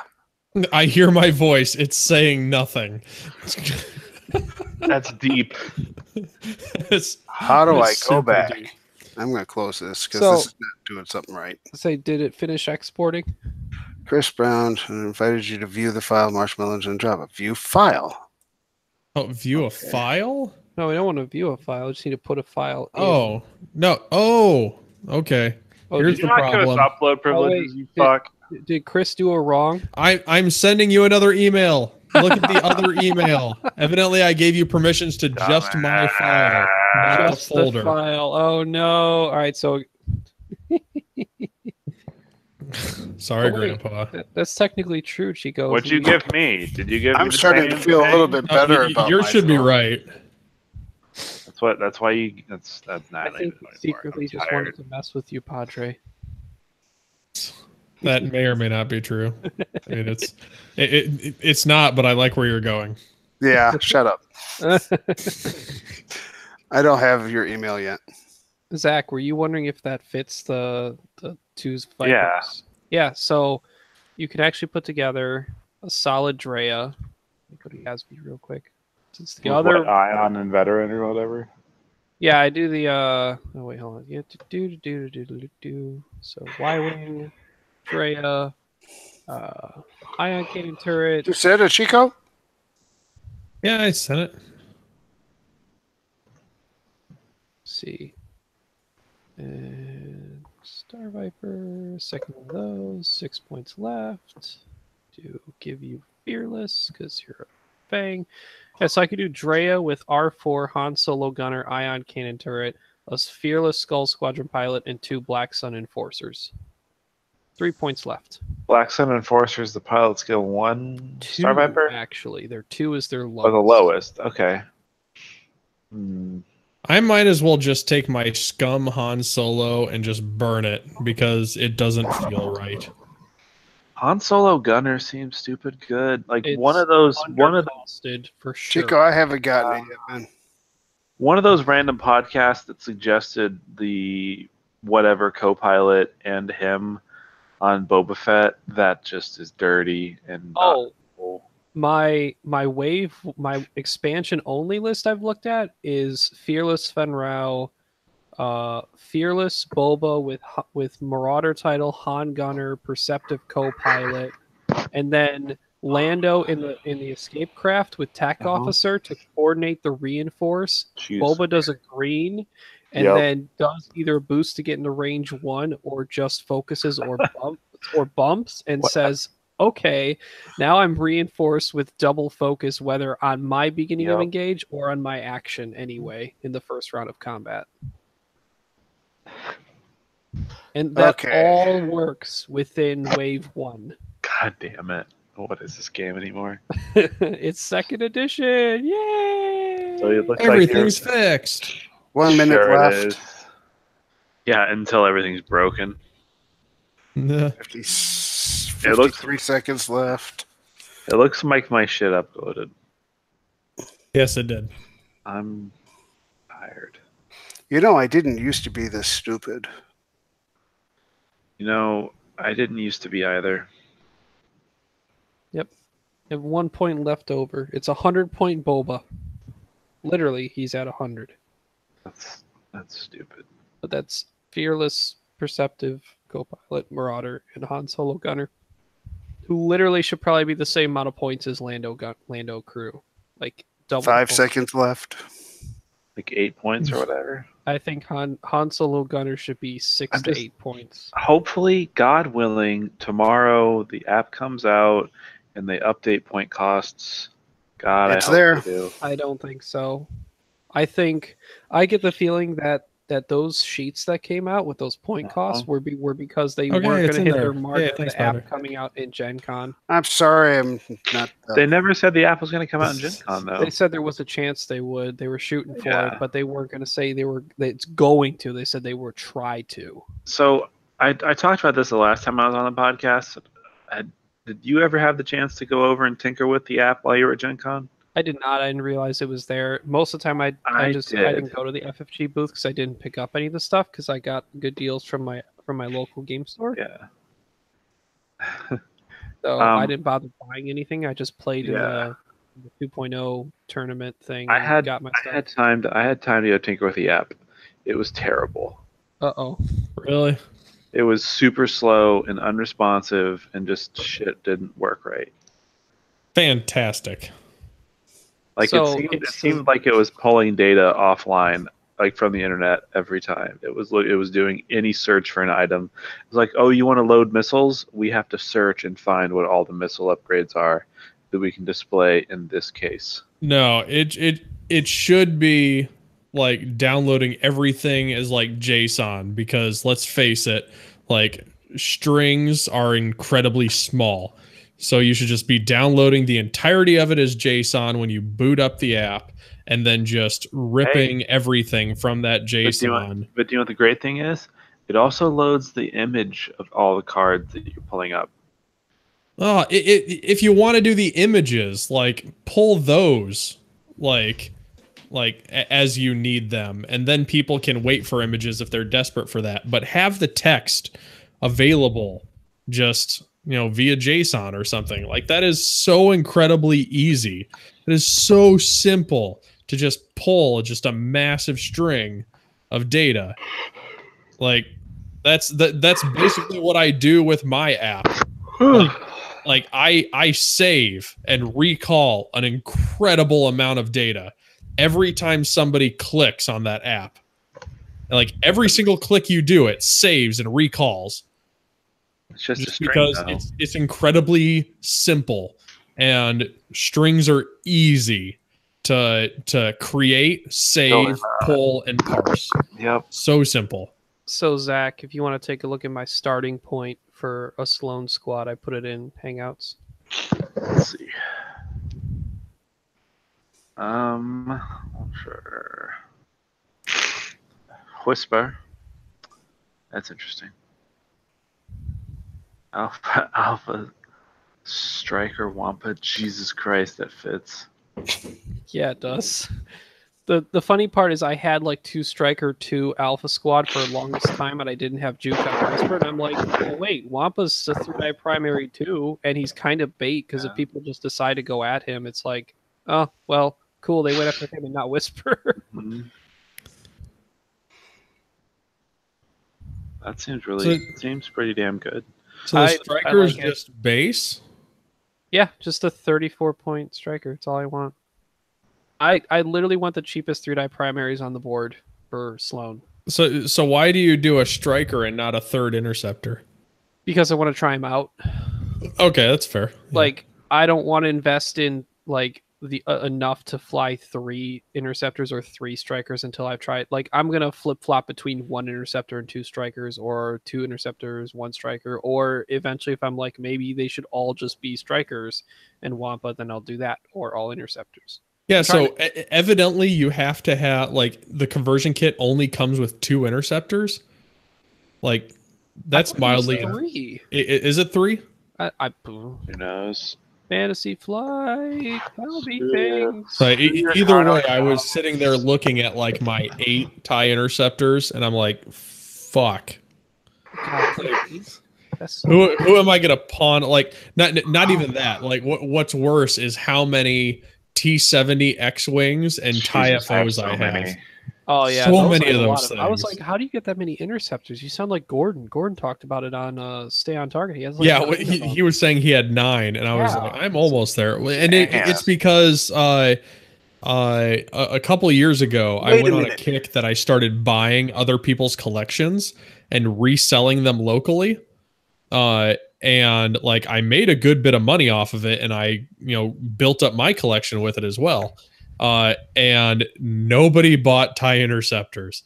So I had so many fucking TIE interceptors. So you gave me grief for owning 4 resistance bombers while you're sitting on 9. Well, you know what? I don't have 9 yet. He can feasibly I only have 3 in my kit. He can feasibly use 3 of those in an okay list. Your resistance bombers are trash, and you should feel bad.